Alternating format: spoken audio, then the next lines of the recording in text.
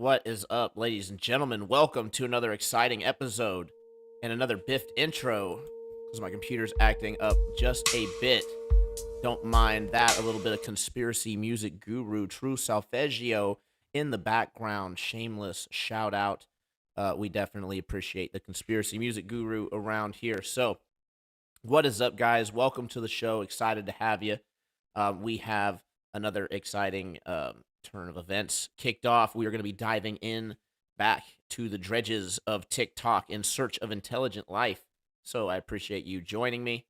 My camera seems like it's a little delayed, but what are you going to do, right?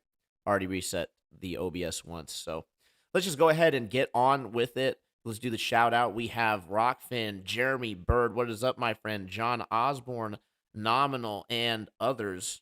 We appreciate you guys. Do not be a stranger. Go ahead and shout yourselves out in the chat.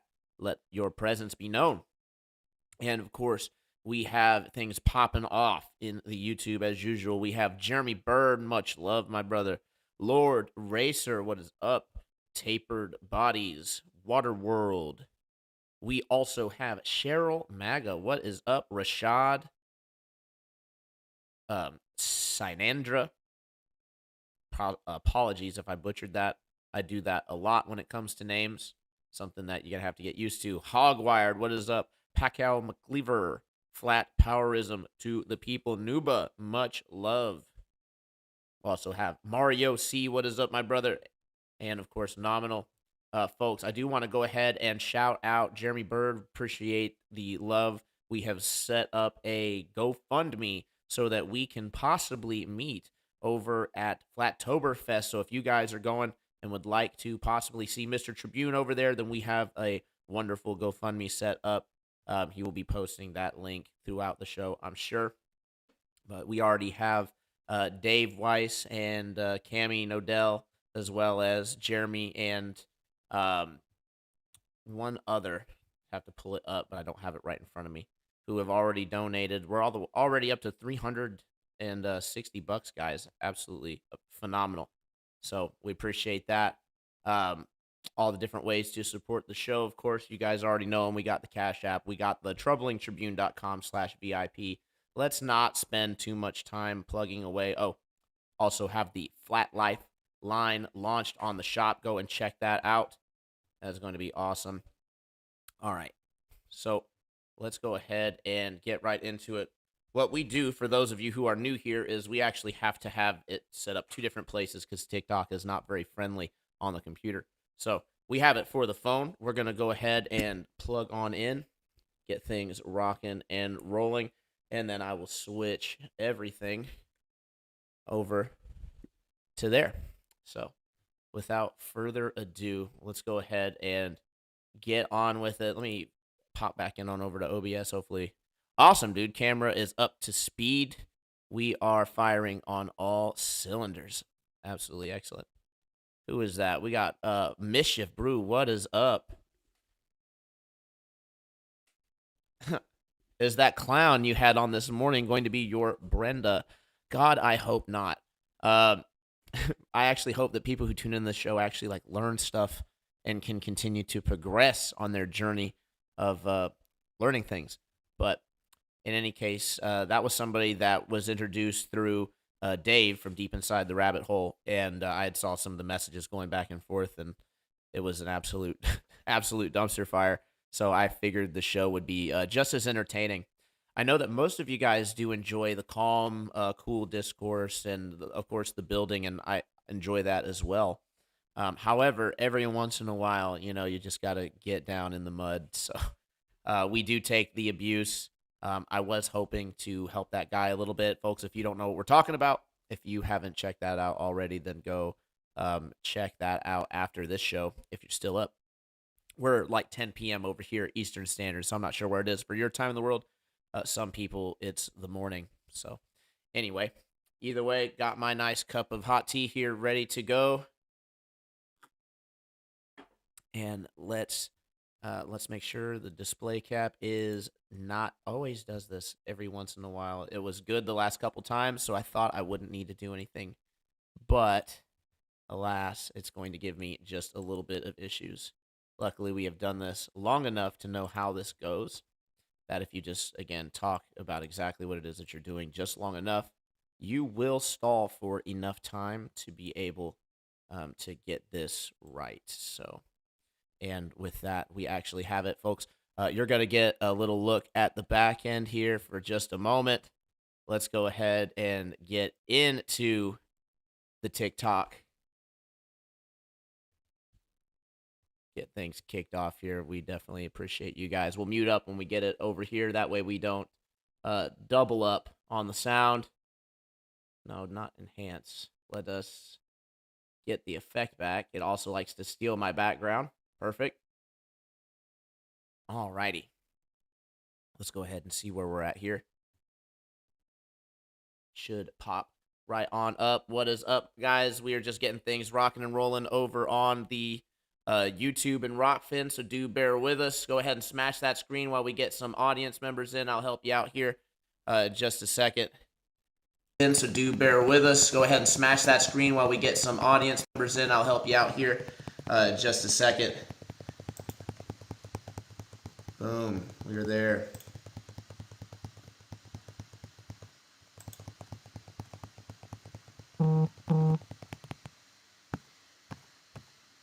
All right, dude. We got it rocking and rolling. Screen was shaking because I just tapped it, but hey, what the heck ever.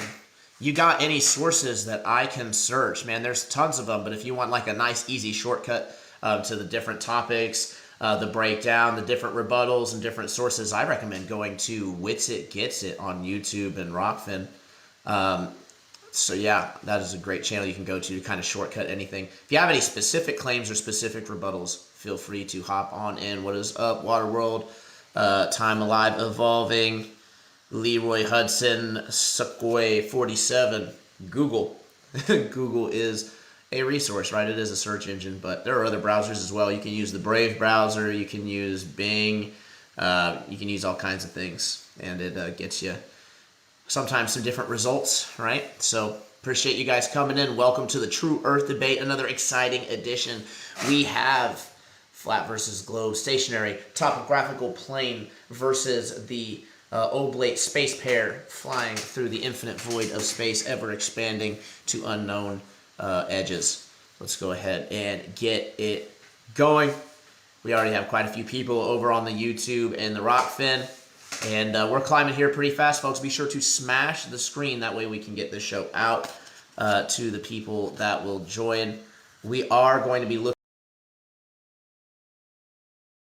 We're in the right place. Don't go anywhere. In fact, if you can, feel free to click that guest box. We do appreciate you. Robert, what is up, my friend? Welcome to the show. How we doing, Drumlin? Oh, my sound has been awful this whole time. Hey, how's it now? Can you say something?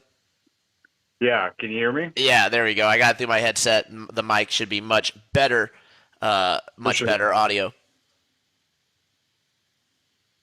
Yeah, we're you know, rocking and rolling, True Earth debating. All right. Am I here? Leroy, welcome to the show. Thank you very much, man. I got something to tell you that's gonna change this debate. Oh man, dude, blow my mind. All right, here we go. I don't know if you ever heard of Velikovsky. Let me see if I can get my camera up here so you can see what I'm talking about. Okay. But I don't know if you ever heard of Velikovsky or what else? Wall Thornhill for the electric universe theory. Have you ever heard of any of those guys? I've heard of them, but I'm not familiar with the fine details of the theory. Okay, basically Velikovsky discussed his basic discussion was the comparative mythology, and he basically showed how certain mythologies are actually similar to one story to the next, and he basically documented a lot of the things that occurred in history, and a lot of those things that people were seeing were astronomical events. And so when they talk about Thor killing was it Typhon, or talk about all these things, I don't mean to slow things down, but I'm just basing that that a lot of what they were discussing still involves around Earth theory. Now, I don't know if you ever heard of Roger Spur and mud fossils. You ever heard of that? Yeah. Um, he showed right there in the middle of Africa where the embryo is placed, and I can actually show it to you when I can get on Google Earth, and it's pretty easy to see that this cannot be a simple case of what do they call that where you see something and it looks like a shape in a cloud. Oh, This has to be something that's actively moving. But if you don't, if you give me a second, I'll pull it up, and then you guys go ahead and debate how no, you. no, you're fine. I'm gonna make you bigger here so you can pull it up in its full glory. Okay.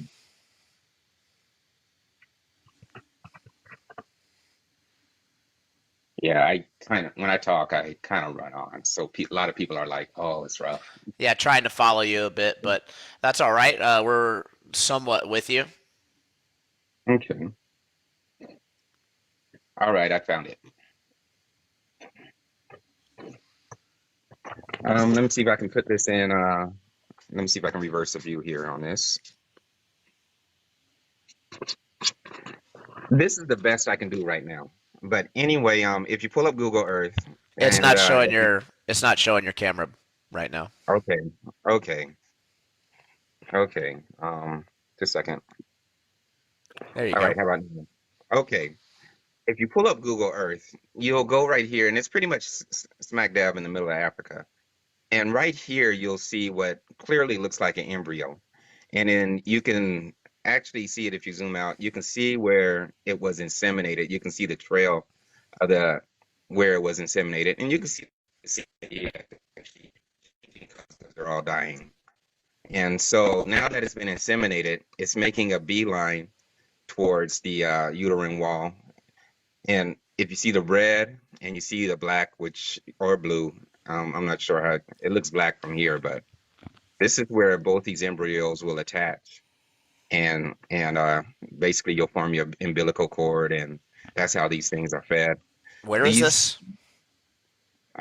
Here, let me pull out. And how long has This this is been on? How long has this been a thing?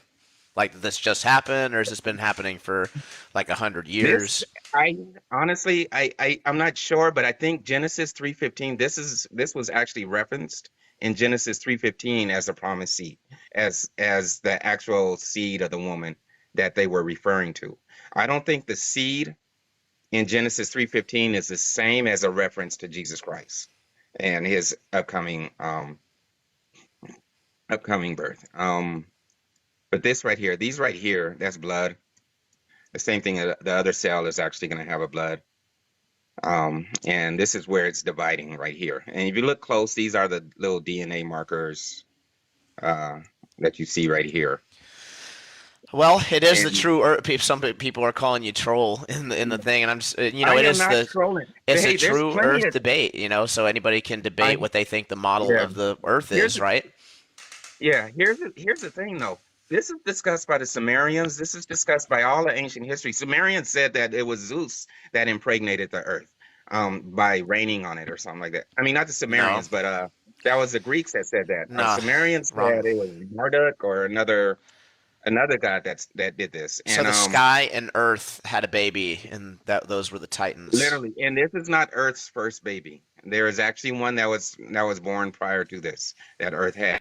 And according to Sumerians, it was this child was born in order to because what was it, the gods killed somebody, either her previous mate Okay, or something so like that. okay, so besides all like the lore and stuff, because we can't really verify like what's actually happening with that. What I do want to try to do is verify like how long this has been happening. Is this like a recent event that, oh my goodness, the Earth is showing itself to be some sort of cosmic womb, or is this like something like land masses that we've observed for pretty much all of human history? Now, this hasn't been a landmass for all. Well, look, there's if you on Google Earth, and I'm not sure how to do it, but you can actually go Where back is to this? previous pictures. So where is This this? this is right here. what's here? All you have to do is just pull up Google Earth, go to Africa, go to North Africa, where the pretty much it's almost smack dab in the middle of Africa here. Let me see if I can pull up markers on this map here. Everything. And folks, while So he's going through this this, is if right you're here a in Libya, and it makes sense. This is where where a lot of oil, a lot of you know. But in name of it is called Wan. Here you go. Here goes the name of it. Wan Namas. Let me see, and just pull it up.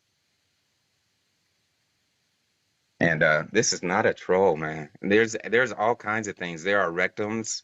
There's what I believe to be a heart. There's so it's um but again it is like you said. I know that you tried to say that it wasn't. This thing is what looks like another thing, but you know, that's what it is, though, right? I mean, every mythology sits there and says that, except for was it Mahabharata? Pretty much every mythology says that that Earth was that all our history is that we are from living creatures, and it makes sense that we are just literally bacteria on a planet, on a and plane. it makes sense why. I'm serious, and if you look at it, I know it sounds crazy. So I you're know a you guys all gonna say crazy, but cell you Earth got to think. enthusiast. Well, you got to think that how people feel about flat earthers, or how people feel and how even flat earthers feel about people who believe in a round earth. So, I mean, if you're gonna, this, I guess, is even crazier than both those theories, but there Not is really. I mean, physical evidence that supports it.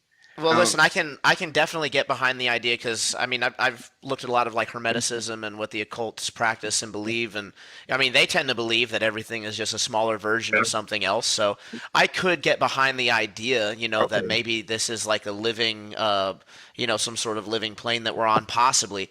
But the thing is, though, is that and granted, this is the true Earth debate, right? So I will take it back to the shape and cosmology.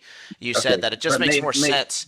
It just makes more sense that we're on a planet which is a cell, like cell Earth theory. But like, if you look at plant cells, those are squares, right? Those aren't spherical. Those aren't circles even. So if where I would may we? add something, I'm not saying that Earth is, I mean, either one of these, I'm not saying the Earth is round or flat.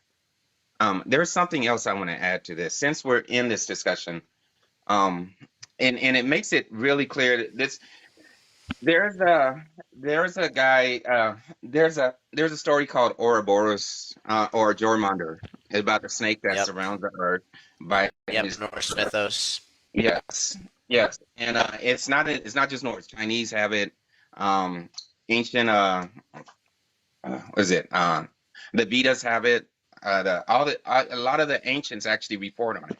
Now, in the Bible, it also discusses, well, not in the Bible, but the Pistis Sophia, which is one of the books that was removed from the Bible. Jesus discusses about the snake that surrounds the earth, and that within its basically its nose, there's kingdoms, there's I just basically want to show you I want to show you where he is and when he got there. And I've seen Hey, I've seen okay. the shapes and stuff on the Google Earth with like the different possible sea monsters and giant things, and This one is again, enormous. it's a I giant. know, but It's a. This looks like. Look, man, I it's know just what not it this looks type like, of not the but type hear of me out. debate, Hear me right? out. Let me say one more thing about this though. Oh my This god, guy wasn't here 400 years ago. how do you know If that? you if you look at if you look at old maps, all these people that drew all these old maps, including the what was the map by the one that Columbus used. Well, none of Uh, the old maps had Antarctica at the bottom of a ball where yes, that it did. thing is Yes, depicted. it did. So It actually had it had Antarctica there, and it also had Antarctica attached as a landmass to South America. Go super if we can funny. go. I'm about to pull it up. I just got back from the Philippines. I even took a picture of one where they had where some of the old Spanish explorers and all that stuff had their maps. But if you go to any map that's in the 1500s, 1600s, 1700s, it shows that landmass as time goes by breaking apart. Now, I'm gonna see if I can find. There's a chronicle. There's a guy that sells maps, and you can order it chronologically. And if you follow it chronologically, you can How do you see know what? how Ouroboros literally breaks through that area and opens it up. How do you know the age order of operations for the maps? He records it right there. It tells you the dates and times, and most people who make maps tell the date when they put it on there. And but it's as Gotcha. soon as I find it. So if I had to, these would be impossible to fake, right? I mean, I definitely couldn't take the type of parchment that was expected to be used at that time, date it, what it would need to be dated, Correct. and then pump these maps out. Right, and then over a I period of definitely time, that not over definitely that not over a definitely could be period of done. 400 years. You're You missing couldn't the do it over a period. sarcasm. You're missing the sarcasm, Leroy, and I'm sorry, but you don't know No, anything no, for no, no, certain you're that's not. No, happened I'm over the not. last No, I'm couple not. hundred years. I'm not missing it. What I'm saying is, over a period of 400 years, You don't Antarctica does not just pop like that. It you it don't it know actually literally opens up. you don't know anything past like probably 30, 40 years ago, really. Let's just be honest. We're Okay, just you're okay, relying you're relying on the words of the history books. right. But why would they falsify Ouroboros? You hear what I'm saying? Why would they? They I falsify mean, Ouroboros. look. I'll put it like this: if if somebody was going to falsify this, or actually reading something that's actually been manufactured in order to falsify this, then why why would I go, like when I went to the Philippines and they had ancient maps from when the Spanish initially got there, and it shows that Antarctica and South America still attached. All these people didn't get together, that from all around the world didn't get together and decide, I hey, think let's make Antarctica map well, together. it's simply. I mean, for one, it's really easy to say that, and you're saying like all these people would have to be in on it. I mean, we already know this is flat Earth debate basically. So I argue compartmentalization all the time. So I mean, it's even easier to do it with written works than it is to do it when you're talking about doing physical things, right? So we're saying they're doing it with physical things like space exploration today. So of course they're able to easily it would be possible to fake a map. All I'm saying is, and I'm not saying that the map is fake, by the way. I want you to know that I'm not one of the people that thinks that every little thing in history is fake. I'm simply saying that it's not empirical evidence for any type of Earth model whatsoever, Okay. and that But and we that doesn't can make I that. could even I'm not saying I it's could even around Earth. Ouroboros could actually surround the lining of the ice wall. I am very well versed in the flat Earth theory, and I have a hard time saying that it's not true. I don't say. I mean, granted, I do believe that the Earth has changed location, has flipped over, has had magnetic poles changed. I don't believe that everything. Stop that. I get that every day at work. Leroy Jenkins. But but I don't believe that everything we see in the sky is actually just a falsified version of the stars or whatever. I do believe that there are planets, there are stars well, way you out can there, just like understand. the Bible says. You seem like Go a ahead. pretty open-minded person, Leroy. I mean, you should be able to determine the difference between what we can actually see with telescopes versus what we have to use digital imaging and imagination to create. Yeah, yeah, and I recognize that a lot of people characterize what the stars are as either angels or, and I've worked this theory about whether we're actually in a bubble of water. You see those stars, they look like little light particles that you would find in like a bubble of water Star if in a you add jar. like electricity to it. Yeah, you're talking about star in a jar, solemn luminescence. Yeah, I think that's an interesting yeah. theory. But then, Globers could just easily say, well, where's the jar for the stars up there, right? You could argue Yeah. it both ways. We're actually inside of a bubble itself. Why would that be? I mean, they made up the Oort cloud. There's no reason why they wouldn't believe that we're inside of a bubble of some I sort. kind of agree with you on that. And that's also because of a personal experience I had on a possible astral projection, probably lucid dream. Who knows? Wait a minute, host. Who just refilled your coffee? I actually keep a pot right here. Uh, so, because I know these things can actually go on. But before we move on, I do want to take a second to reopen the floor up. It doesn't sound Leroy, or I know me and Robert agree, of course. Leroy, we agree more than we disagree. It looks like there's some questionable stuff on the, Earth embryo and whatnot, but it doesn't really pertain to the type of debate that we're having tonight.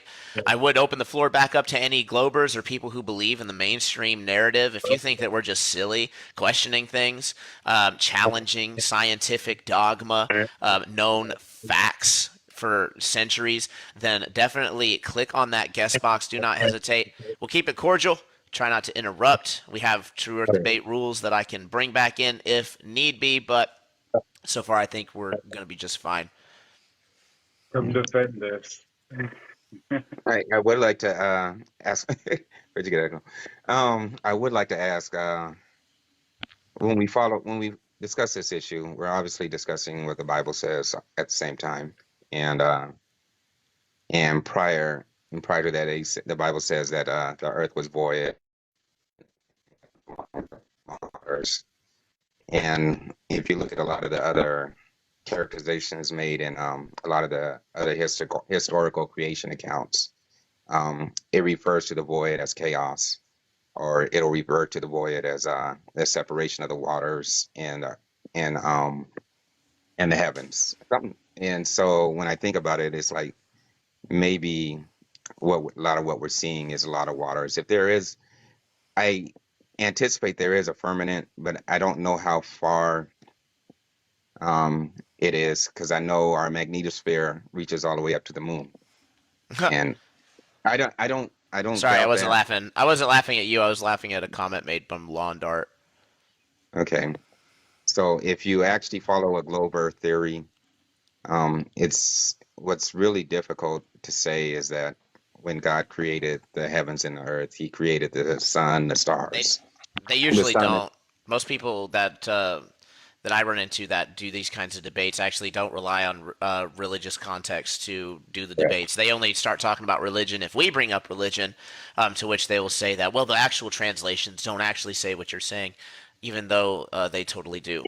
But in any case, I do like to try to keep it to things that are testable, observable, things that we can actually go back and check. Like if I tell you something like, hey, we have radio wave propagation over 10,000 miles and it operates off a line of sight, that would be evidence towards a flat Earth, right? Yeah. So that's something that anybody can go and check. You can go on Google and be like, what's the world record for radio wave transmission? And you can pull up this information pretty easily. It's also Army documents that indicate other, what's the exact wording, electromagnetic propulsion or electromagnetic radiation over a flat Earth. There's many more on the website that I gave to you lives ago. So yeah, there's tons of sources out there that you can find. But when it comes to the globe Earth evidences, it's always reification, begging the question, fallacies, mathematical calculation is all we have. We don't have an actual direct measurement, just a indirect measurement via drop in the distance, which we can create with refraction. So it's not exclusive evidence in When any you case. accept, when you talk about flat Earth, um, was there any discussion about the flood occurring, about how long the flood is, Nope. how large or how wide scale it is? I mean, the Bible says the entire Earth, because I'm obviously a Bible believer, and it says that the entire Earth was flooded, and that all flesh was destroyed, and that all the mountains were covered up to 15. I mean, even the highest peak up to 15 feet high. So the idea that a flat Earth, how It's far it might extend, is what I ask. How many miles? How big of a flat Earth is it? Do you Who think? knows, dude? We can't go past the 60th South parallel freely and unencumbered. We have to get permits, and we have to jump through a whole bunch of hoops, give 3 months advance notice, and in some cases, it's actually, what was it, 8 months? I have to go back and look at the actual laws, but pretty wild. And then this gets its hand waved away, right? It's like, no, that's only if you're in one of the countries that signed the treaty. If you're not in one of the countries that signed the treaty, then you can just go, right? And it's like, and where does that work anywhere else on Earth, right? Where on Earth can you just go to a place that's occupied by people and not have to obey their laws? It doesn't happen. It's a complete lie, and you can just actually just did his last stream on the Antarctic Treaty. He just pulls up a whole bunch of documents. Like, here's what it says. These are the hoops you have to jump through. This is all the stuff you can't take, and that you have to pay. I think it was like some $200,000, and they can just deny you if they think you're going to impact the environment. Which, guess what? If you're going to take any gasoline to be able to run your snowmobiles or whatever to go across and do an expedition of any meaningful length, then you're going to have an impact on the environment.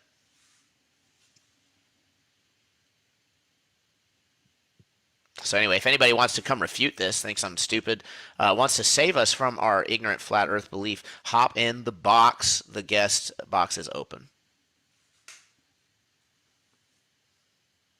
I've traveled all over the globe. Have you left your basement? Eric from Tennessee. That is a really funny projection. You've probably over the States, even been out of the country a few times. So you can go around your cul-de-sac, and your cul-de-sac's not a sphere, right?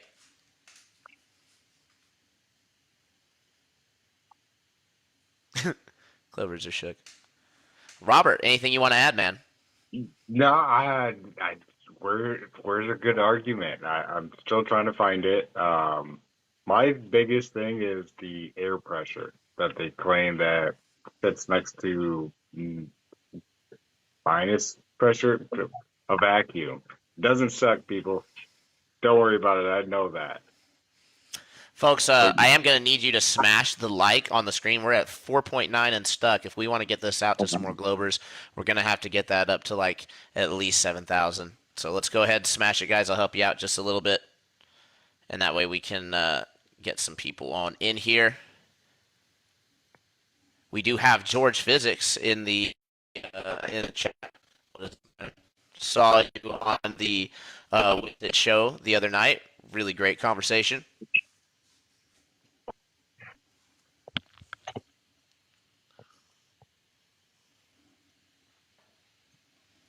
Not everybody at once, right? Everybody's tripping over their selves trying to press the guest box on their phone that's like on the couch halfway across the room. At least I would be if I if I was hearing this stuff and I knew the Earth was a globe, right? Why wouldn't you hop on in? Wouldn't you feel a moral obligation to the audience, right, to set us straight? Leroy's out. So aren't allowed to discuss it. Come on in, Lawn Dart. Don't be like that. George can join too. You know the rules, though. Just don't personally attack. Don't call anybody racist. Don't beat a dead horse. That means don't keep circling back to an argument that we've already talked about. All right, if we really can't agree on what's going on there, then we can just agree to disagree, right, and move on. Yeah, I don't need to agree with you, and you don't need to agree with me. Just basic conversation. I see you guys smashing the likes over there, doing fantastic, man. Keep it up. I'll smash it a few more times. Help you all out. Incredible. Last time I said I can't discuss physics. That's funny. Was that actually one of the ones that was on my live? Because I'm pretty sure I didn't say anything like that. Of course you can discuss physics, bro. You just can't discuss BS physics that you can't prove. I'll let you mention it, right? But if you can't prove it, I'll just dismiss it, and we'll move on. And then we won't be beating a dead horse, and maybe that's why you think you're not allowed to talk about it, because you wanted to beat a dead horse.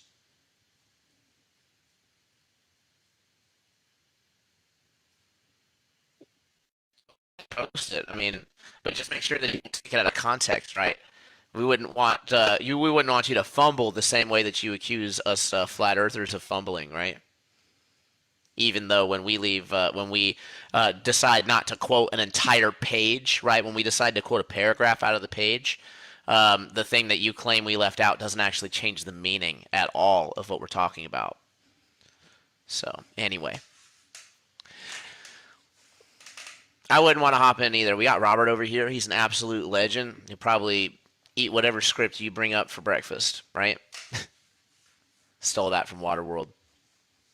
Yeah, I've been on this TikTok live for I'd say at least a year and a half, if not 2 years, and I've yet to come across a valid argument for. Globers, you really gonna let that stand? I guess so. I guess so. I'll give you guys like 15 minutes to hop on in, maybe 10. And if not, we'll go ahead and call it a night over here. And my guests will go and jump on over into a Discord server and start hashing it out. Those people actually have some good arguments to deal with, right? So if I can't get it here, we'll get it wherever the heck we can. Oh yeah, absolutely. The Bible does, in fact, say the four corners of the earth, Christopher. That is true. No challengers. Captain Save a Globe. Do you want to hop on in? Yeah, I'd say one thing I want to touch on as far as the God aspect of creation. In the heliocentric model, God, it, the way I understand it, he's billions and billions of light years away from us. The geocentric model, the quote unquote flat Earth model, God's right above us. He's right there. Or she, it, they, the creator is right there, not billions of light years away. Captain Save a Globe, your name is misleading. At least share it with your Globey friends. We only have one share of the show with 88 viewers. It's pathetic, guys. I know you're better than that. We like this show. We want it to go places, so that is why you're going to go ahead and click that share button and share it with at least two of your favorite Globies. Let's get them in here. We have George Physics joining us. Welcome back to the show. A familiar face. We're happy to have you. Hey, man. Hey, what's How's it going on? How's it going? It's going, man. The Globers are running scared. Can't get the new faces to come in or nobody who. It's I just more. doubt that. They're probably just frustrated because they beat their head against the wall with people that don't know math or want to accept a simplicity as a explanation. George, you would have to What? agree that the majority of people who debate in these fields do not have the ability to do the math, and they just accept that the experts in their group, whether you be flat earther or globe earther, has done the math properly. Yes, and I can definitely see like both sides of that argument. It's like, skepticism is healthy and really the cornerstone of science, and so you got to have that. But then it's some of the. I mean, we're getting to the point where some of the science has a pretty high entrance criteria with respect to technical knowledge needed. Some of the math needed. And that's unfortunate because I don't think that any of us are beyond like, man, I'll tell you, Tribune, like the most frustrating thing I see is that like people are like, don't believe that you need math to do science. And that's just the weirdest thing to me, man. It's like, I don't know how you build a theory without some kind of mathematical representation that allows you to like make predictions, because science is really about making predictions you can test. So Robert, I would like for you to explain to me how we measure parallax to stars when the Earth is on different sides of the sun. So we can go look at a star from this side and a star from that side. In the sky. What? I don't argue lights in the sky. I'm sorry. Did you heard that right, Tribune? Yeah, sure. Just for the record and for the crowd, it is not the Glober that's running scared. It is Robert that is unable to answer a simple question that is literally fifth grade geometry, Robert. I will ask you again, how do you explain the parallax to stars that are under about 10 parsecs? So I think we have the capability with the angular precision of our scientific instruments to measure parallax of stars that are somewhere around 100 parsecs or less. How do you explain those in the geocentric model? Go, Robert. I'm not arguing lights in the sky. I live on Earth, not up Tribune, there. it was nice being on here, man. When you get a guest that actually wants to talk science, like I actually, your friend Austin? What's it? Yeah, I could have an interesting conversation with him. He has invited me back to be since I have credentials. We're going to talk about quantum. We're going to talk about the parallax He will answer questions about the lights in the sky, as you call them, Robert, because like it or not, they exist. And there are models to what they are. No, There are models that describe how far they are. And I'm sorry for being a little strident, Tribune. You know, I'm usually a little bit nicer guy on here, but like this guy doesn't even want to have a conversation with me. Sorry, I think you will have a great conversation with Austin about the stars, the lights, the planets, whatever you want to call them out there. There's lights in my sky. I do not deny them. Let me give you a hint, Robert. It is extremely hard to explain the phenomena I'm talking about in the geocentric model. Extremely hard. I'm sure there are kinds of gymnastics that one can come up with, convoluted, non-mathematical, rhetorical things, but it's really hard, Robert.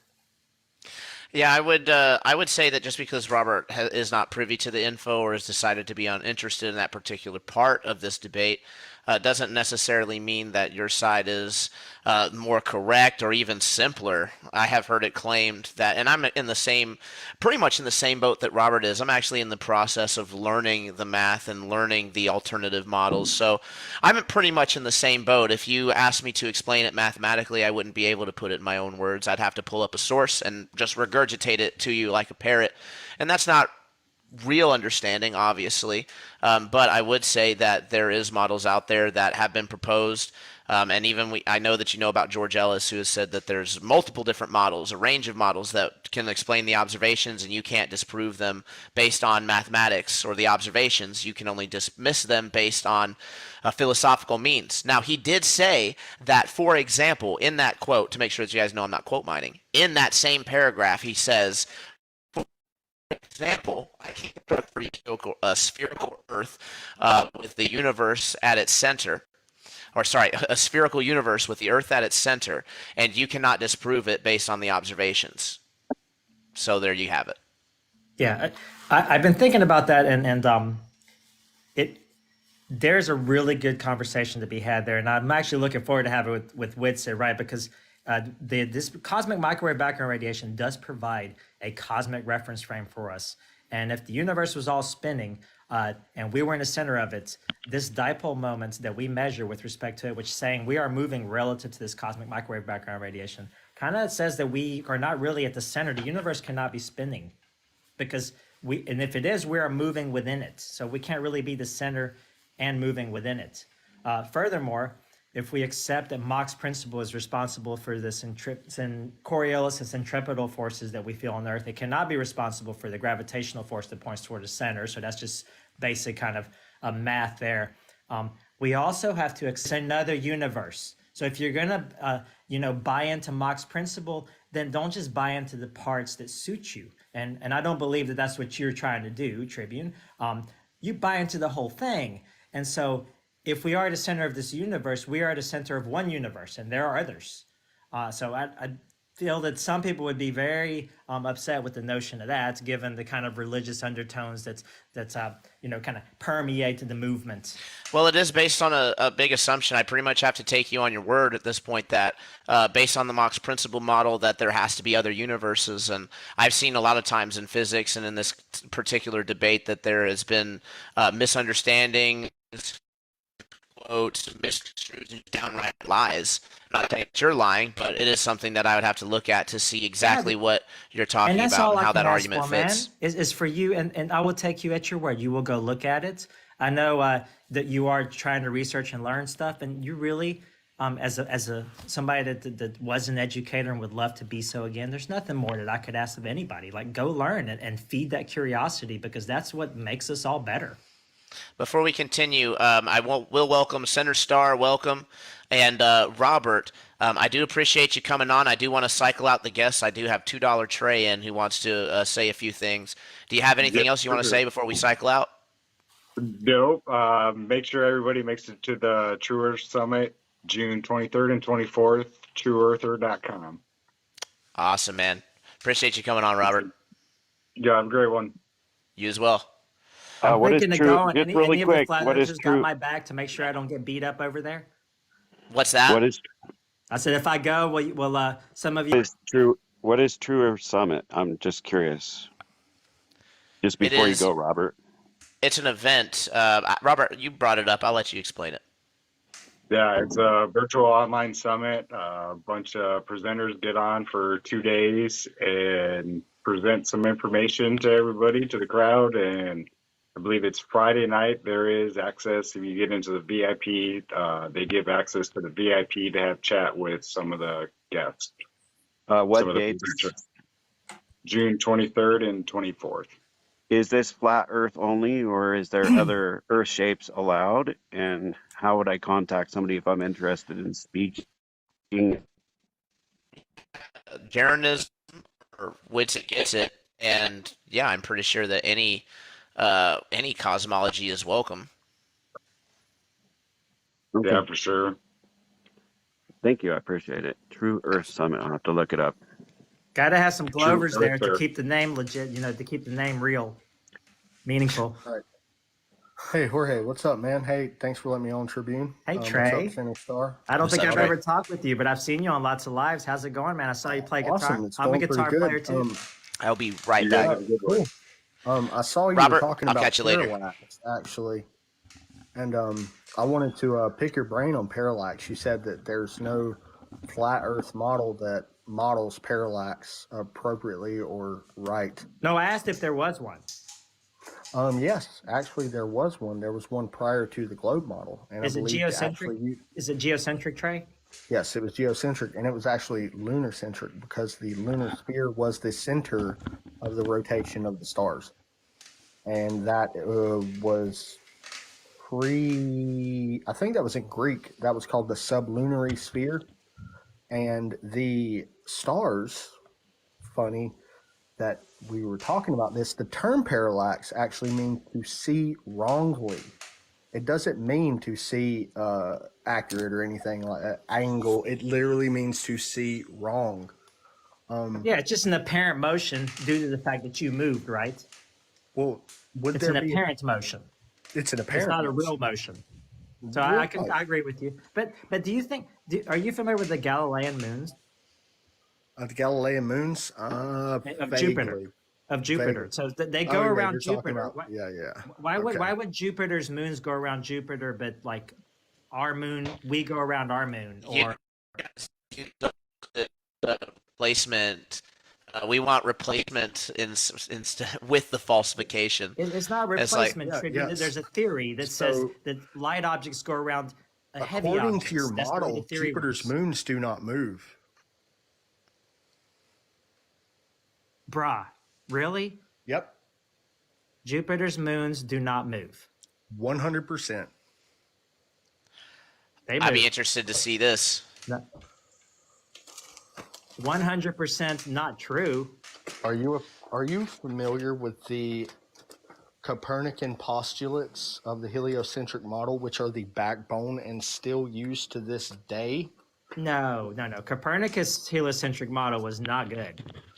Oh, really? It Is that was so? it was worse than the whatever previous geocentric models were. But he So didn't know why are we about still gravity. using it? Why do we still have to use it when it refers to the three-body problem? Why can't we have three bodies of gravitation inside of a calculation?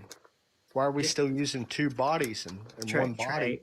Trey, we do not have an analytic solution for the three-body problem, but that doesn't mean that system cannot be solved. No, it means that doesn't you're manifest. believing in a bunch on. of philosophy. I will ask before we get too much into it that we don't talk over each other. We can keep our George is actually pretty good at keeping the point concise, so we can definitely have the back and forth, and I definitely appreciate that. And all respect to you, Jorge. George or Jorge, what do you prefer? Jorge. Jorge? Cool. Thank I you, really bro. like that name. Thank you. So some people call me George with a J sometimes, and I thought that was kind of fun too. But anyway, Jorge is more usual. Georgie. Yeah. Jorgen found- von Strango. Let's see here. All right, so go the, ahead. You were making a point, man. Let me. The do your- postulations of the seven, there in the center of the lunaries, no center of the universe. The center is the Earth with center of gravity is the Earth with the lunary sphere. there is no center of the Earth, or center of the universe, but the sun is close to the center of the universe. But the distance between the Earth and the sun are so imperceptible that it is almost impossible to tell the difference between the center of the universe from the sun and the Earth. And the three-body problem, we wouldn't have that problem if we never, ever, ever, ever, ever decided to use Newtonian gravitation in the aspect of the celestial sphere, because we know it's just a bending of light anyway. So when you take something that doesn't have mass and you try to put mass on it, rather than using the lensing effect of an actual dancing dome around you and above you, projected from the center of your actual gravitational point, meaning i.e. the North Pole, which is where all stars are projected. This is not a debate for me. I can show you the evidence. We can discuss this like adults, and we could stop pretending that we live on a ball. If the stars were projected, I'm just going to throw this out there. If the stars were projected from the North Pole, and you're in South Africa and you get in a jet, you're flying around, why have we not seen, or you get the clouds in the sky at night, why haven't we seen these projection lines going off into space? That's a very, very simple question. In all these years, I've never seen projection lines. Transport of Weyl semimetals and plasmons. Plasmons are plasma reflections. And the type of sodium that is in the atmosphere, the ablation of and gold, there is more gold in the atmosphere than there is on the surface of the Earth, acts as a type of reflective surface. Now imagine that we're in a dark room, right? Okay, but that negates everything that I just said. I don't care what's up there. I care about the projection from the North Pole, the little globy kind of projection from the North Polar opening. A plasma reflection can only be reflected by a plasmon-inducing source. That's why you can only see it whenever the sun gets past a certain way. It's essentially a photogalvanic effect. Think of like a solar light that clicks on when the sun goes down. That's exactly the same way the stars work. However, there's a lot more complexity to it. So hey man, can you point me to some peer-reviewed papers on what you just said? I'm interested. Absolutely. Specifically, I want you to show me your evidence for One at a time. Yeah, but I just wanted to supplement what George said. So let's start. Let's break it down, and I'd like for you to back up your claim that there's gold in the atmosphere, an abundance. Mm-hmm. Yes. I think it's awesome. I love the people in the comments who are saying, "Oh, that's just word salad." It's like, no, the words he's saying mean something. You can disagree with what he's saying, but to simply accuse him of word salad just shows your ineptitude. Yeah, I mean, a hypothesis. My point of view, Tribune, words are the ineptitude. I just want to see the math. Just show me the math, Trey. That's all I want to see. I want to see the white paper with the math. I got you. I understand you want to see math. You want to see a canceled out mass so bad you can't help it. I understand. I would like to throw out there that peer review gets thrown in my face a lot when I talk about Hollow Earth. I would like to know what scientist that's in the mainstream community is willing to, go through peer review. I've dropped stuff off at my local college up here, photos that I found at their own Denver Museum of Nature and Science that showed openings in our poles. I got no return call, no nothing from them, but the imagery was changed at the museum. So I know that scientists like to throw around peer review, but a lot of scientists sit on their hands and don't change anything and will not entertain anything outside the norm. So before you throw around peer review, that stuff doesn't happen very often when it comes to other hypotheses that are outside the mainstream. I mean, look what they did with Pluto. I have a friend that has a theory that instead of dark matter, there's a quantization of the background metric, and that explains some of the halo velocities. But he can't get it through the referees because it's so revolutionary. But that being said, it's a pretty deep theory involving general relativity, and it recovers all of quantum mechanics. And so it's not like Hollow Earth. So there's some science that just kind of falls below the bar as far as like they would see it as kooky. and maybe Hollow Earth would be a little kooky. But if you had like a good theory that would explain like dark matter, or what some of the why there's so many free parameters in the standard model, that would be like worthwhile. Like is quantum electrodynamics and the George, SU3 cross SU2 cross U1 symmetry really something the universe obeys? I mean, these are the questions we need to answer. I hate to almost interrupt you. I tried, but I stopped myself. But basically, it's what you're saying is the only problems that are within our presupposed begging question paradigm that is based off of assumptions, off of equations, off of equations, off of equations, off of assumptions, and that there's even when we're off by 97%, we still should not go back to the drawing board.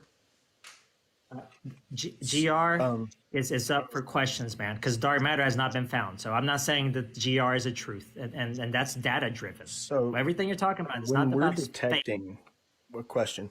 When we're detecting dark matter, has not been found. Haven't detected it. It's found only inside of equations, right? Correct? Dark matter is hypothesized. Right, Yeah. inside of But equations. you are correct. So, in these equations, are we taking into account where the actual photons are coming from? What is the source of the photon? Where does the photon get its existence from? Like, what do we count photons with? Yeah, so that's a good point. Like when we count what matter we can see, that is the matter that interacts with photons. Some of it is bright, some of it's dark, because like dust and shit, right? That blocks stuff out. So that I'm not an astronomer in that sense, so I don't know how they count the matter. But as Tribute was saying, they missed like 5/6 of it. Like there's a lot of dark matter out there, dude. So and it's the a way- big problem from gravity. Well, but that- if you suppose that it exists, it is very good. Like dark matter plus general relativity is a good theory. But the problem is though is that dark matter, to my understanding, was proposed because the majority of the mass that we're talking about is actually way distant. We're talking about the speed of the galaxies on the outer rims. That's what was told to me anyway by other globers. So feel free to correct me if I'm wrong, George. Jorge, apologies. But You're kind of correct, Mr. Tribune. That's what George said. So they calculate the mass of a galaxy is making the amount of stars, right? And then that's how they calculate it because the stars are more massive. So that's going to be your most accurate measurement of the mass, right? So you're kind of correct in what you said that we hypothesize that there's dark matter because of the speed at which things orbit in the galaxy. But if you assume a more local and more dense universe, you no longer have the need for dark matter. I don't know about that, man. So yes, here's in the what led black to hole. it. This is what we predicted according to general relativity or Newtonian mechanics. Either both give you very similar. This is what we observed. This is the velocity of stars as you get further away from the center, and then you see it should go down, but it stayed flat. And in order to fix this flatness, they said, well, there's a huge halo of dark matter that the galaxy is embedded in. And when you suppose that, then you fix it, you get the right velocities. And there's some other stuff associated with structure formation early in the Big Bang that it also fixes. It's congruent with. So dark matter with general relativity is not outlandish. But, Trey, to your point, dark matter has never been observed. No, it has It's not. completely hypothesized, and it's hypothesized to fix general relativity. The only reason we say that is because we have something that is causing. Okay, so we know that light moves at a constant rate in a vacuum. So we know that if light is not moving at a correct rate or it is being obscured by something, we know that there's something obfuscating it. There's a penumbra, a protoplanet, or whatever you want to call it. But in the models that you're using general relativity as a way to detect something with no real matter. You know what I'm saying? There's nothing there. It's just something you're seeing.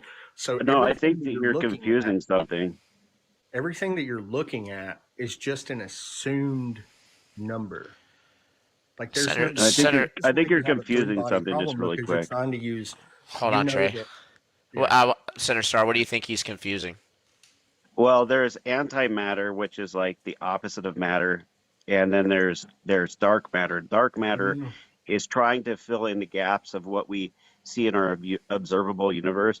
And what they're trying to say is that there's a lot of matter out there that we can't see, and we're trying to say that there's something with that. It either is absorbing light photons, It's or dark because or it's it's infrared just light.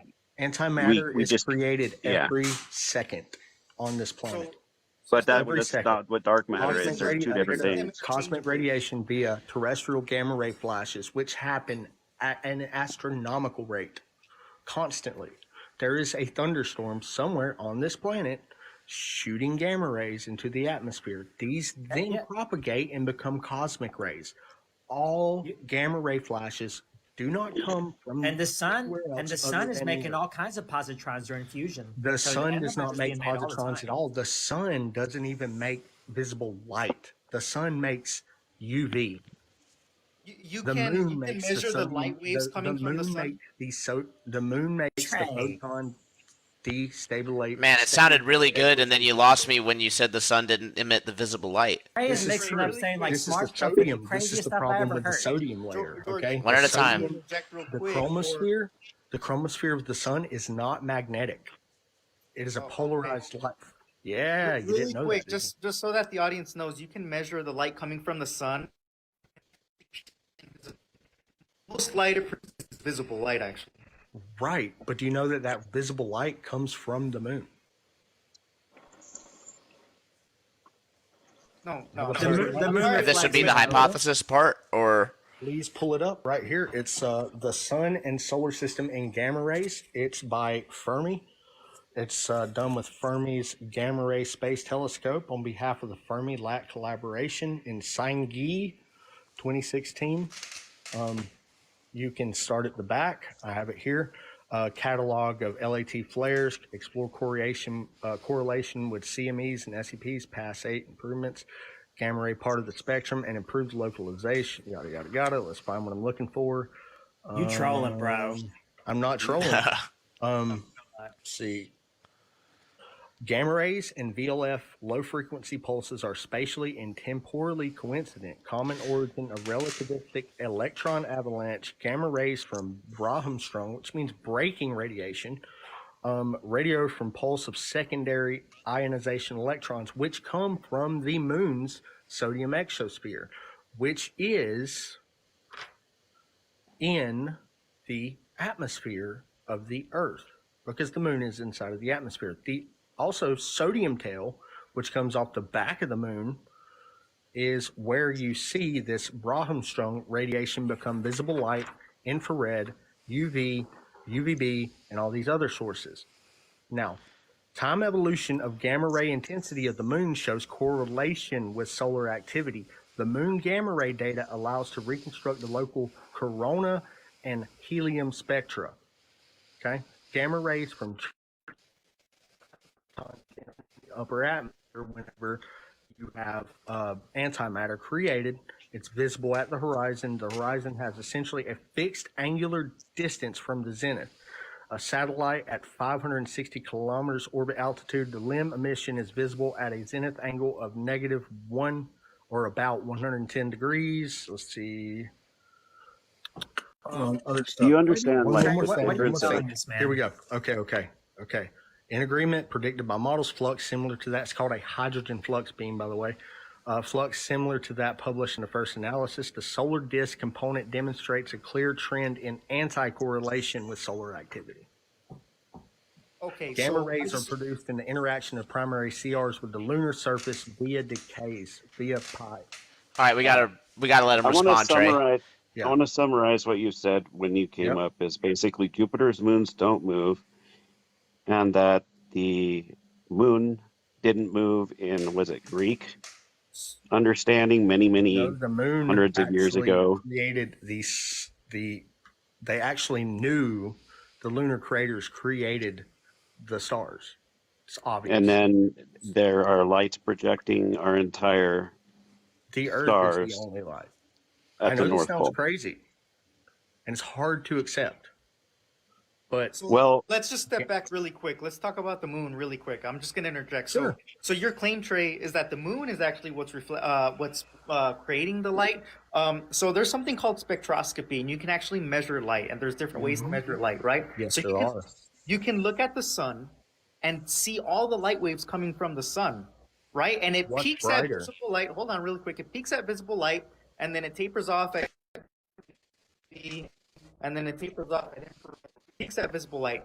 The moon, however, doesn't produce all of that light, right? So if you're looking at the moon and if you're taking all those wavelengths I know you're going to all claim this, produce, man. right? I know what's brighter, Hold the on. moon or the sun. Hold on. I know all this. Hold on. Let me finish my point, and then I'll answer your question. So if you're looking at the moon, right, and you're studying the light coming from the moon, it is not all those wavelengths. It's a very specific set of wavelengths, proving that it's matter, right? We're seeing light interact with matter with the moon. Now, you asked me what's brighter, the sun or the moon? It's the sun. You're going, but it's quite obviously the sun. Okay. we can look at the moon. We can look at the moon I can bring this right up with the for you. naked eye. Go stare at the sun at the wrong time, and you'll know whether it's I'm brighter. gonna that's refill. where the I'll be interesting right back. part. I'm gonna refill. Each 5 We don't even each need 5 by we 5 don't even degree need a image book is to centered on the moon understand shows that. gamma rays with energies above 31 million electron volts or tens of millions of times that of visible light. At these energies, the moon is way, way, way brighter than the sun in the most powerful light wave, gamma. George, go ahead. You sound like you had something you wanted to say. So, Trey, do you know we have imaged the sun through the Earth? Oh God. Do you know that I believe that? Do you know how we You did know that? why? Because the sun is projected from inside of the earth. Black sun, right? So here's We live an on an image. accretion disk of a protoplanetary disk. We don't live on a planet. We barely are even what you would consider a planet. This is an accretion disk. This is what we're in. The dome is clearly the layers of the earth, the planetary levels, the ice, all this stuff. Man, if we were right next to a black hole, we would not even know it. Do you know that? Because But a Trey, black hole would you missed the project point. over We and we've projected the sun through the Earth, and on a flat plane that's not going through the So, Earth. so how we did this is Is that what you said, George? Yeah, so I'm trying to the understand sun that. is putting The out moon. neutrinos, which pretty much go through all matter. But Then why do you some have of to them go do inside of the interact. earth to actually detect neutrinos? They didn't go inside the Earth; they were on the other side of the Earth, is what he's saying. Yeah. Do you they know go why? You know, through- on a globe. Yep, they go through the They Earth. weren't on the other side of the earth. They were on the other side of the equator. Okay, so just to make sure that everybody's on the same page, I'm going to interject and say this very simply. Now, this is a hypothesis land, right? I wouldn't know how we would verify this one way or the other. That's up for discussion. But what Trey is saying is that the reason why we're imaging the sun through the Earth is because the source of not only the sunlight, but the moonlight and all the starlight is actually all coming from the black sun, which is in the center underneath the Earth.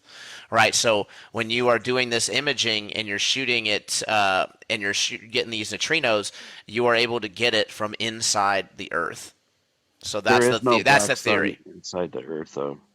Yeah, so Well, that There's a would this be- comes core. from The neutrinos, National basically. They come through the Journal Earth. of They interact Dermatology with our says that detectors. there's a black hole at the center of the earth that plays the largest system of telecommunications between DNAs, dark DNAs, and water on a n+4 negative dimensional manifold, which means 3-dimensional manifold. So these neutrinos can come through the moon too, and some of these neutrinos can be cosmic rays, like very high energy. So they can come through the moon, interact, and you get energetic byproducts. So it is possible that the moon, by virtue of being out there interacting with cosmic rays, could produce a flux of high energy particles. I haven't looked at that, but it seems reasonable. But that's in no way saying that the moon has a higher flux than the sun, or the moon has an energy output that is anywhere equal to the sun, dude. The moon The is sun facing is the a nuclear giant. It was in the type of word that he used, right? He said it was more powerful, specifically in gamma light. Maybe the sun is just emitting a different type of light. Again, Well, I don't know. I haven't looked at any of these sources directly. Braham-Strung radiation is breaking radiation. That means it's slowed down. So the radiation that comes from the sun is because the atmosphere slows down the gamma rays and X-rays to a form of visible light. That's why the sun is, whenever you look at the sun over the water, it makes a beam. It never makes a center point photons don't because it's not a light, it's a beam. Bremsstrahlung. Trey, photons are not Bremsstrahlung. Particles that move faster than the speed of light in a medium Bremsstrahlung. So gamma cannot Brahmström? And charged particles that are Gamma accelerating. and alpha and beta radiation cannot Sorry, so create that's breaking Cherenkov. radiation? So charged particles that accelerate Bremsstrahlung. Yeah. What do you think happens whenever the atmosphere, which is full of the most reactive chemicals known to man, comes in contact with high energy photons? You ionize atoms. You ionize, which then what happens? So you have when electrons that fly ionized, out. you have You could potentially shoot out to a neutron or a proton. antimatter. Okay, yeah, you might get some antimatter in there, but I don't see what you're talking about Bremsstrahlung with respect to That's these the particles. radiation that comes. That's where you get your heat, your atmospheric heat. That's where you get your light. I will add It's on. literally becoming charged in the sodium layer. There's a sodium layer that is about 10 kilometers.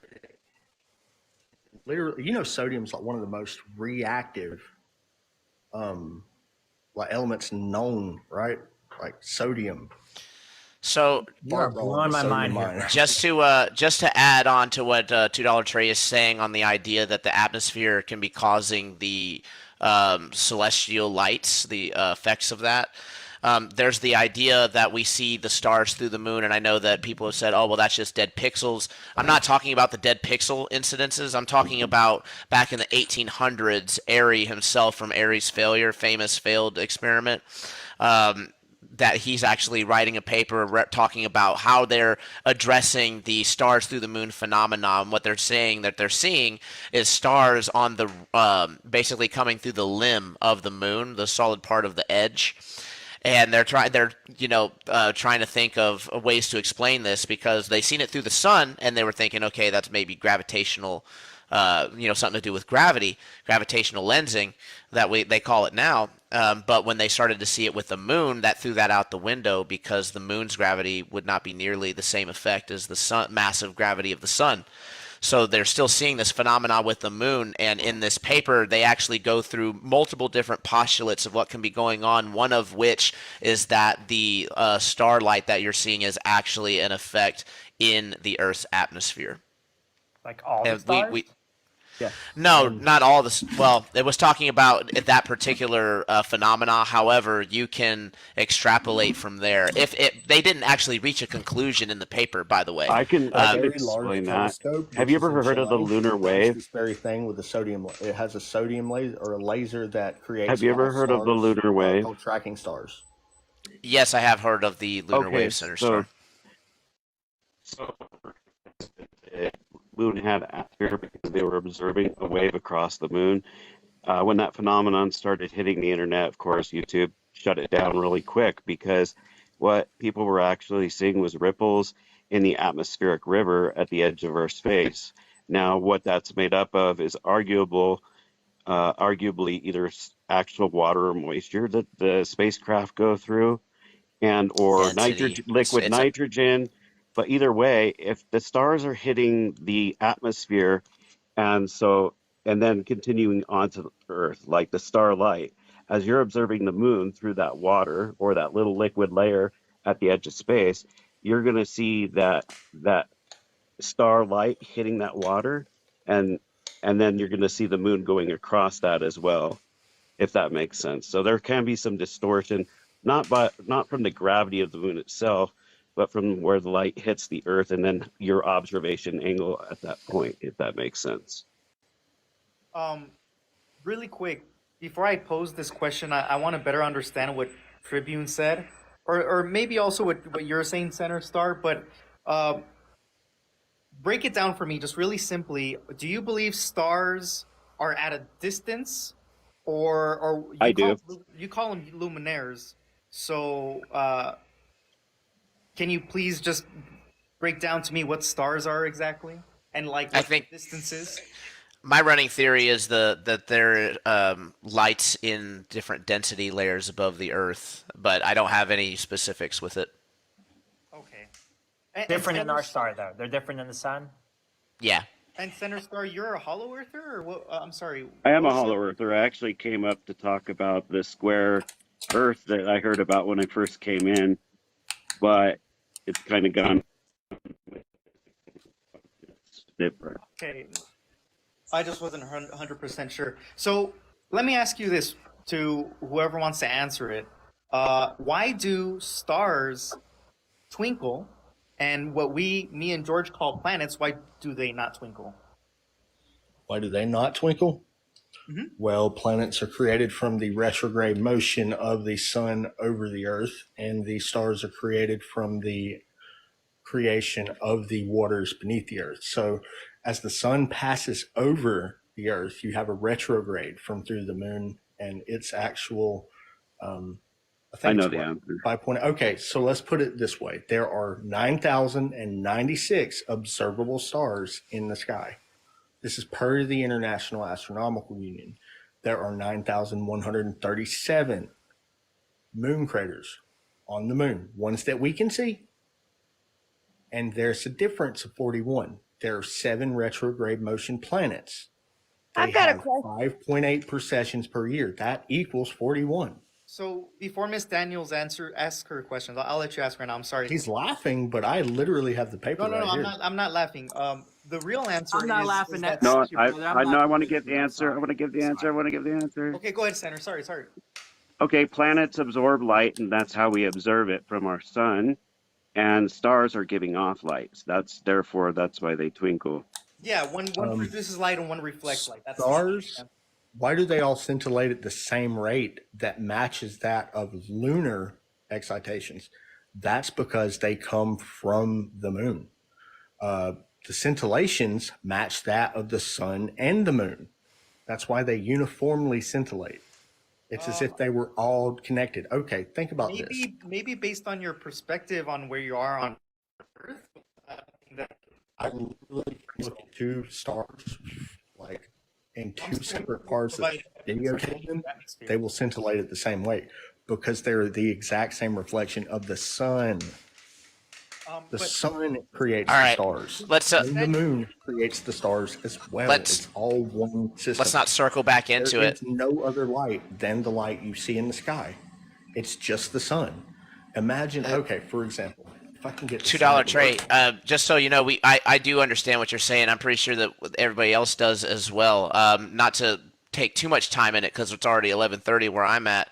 By the way, I would definitely like for you to link me some of those papers because I might decide to go over them and possibly even cover them in my show. But My thing's still working. again, to welcome Miss Daniels to the show. She did have a couple questions for the panel. Fire away. The floor is yours. Hi. I hope everybody's having a good evening. I think I joined around the time Center Star did because he said the topic, which in your background it says True Earth debate.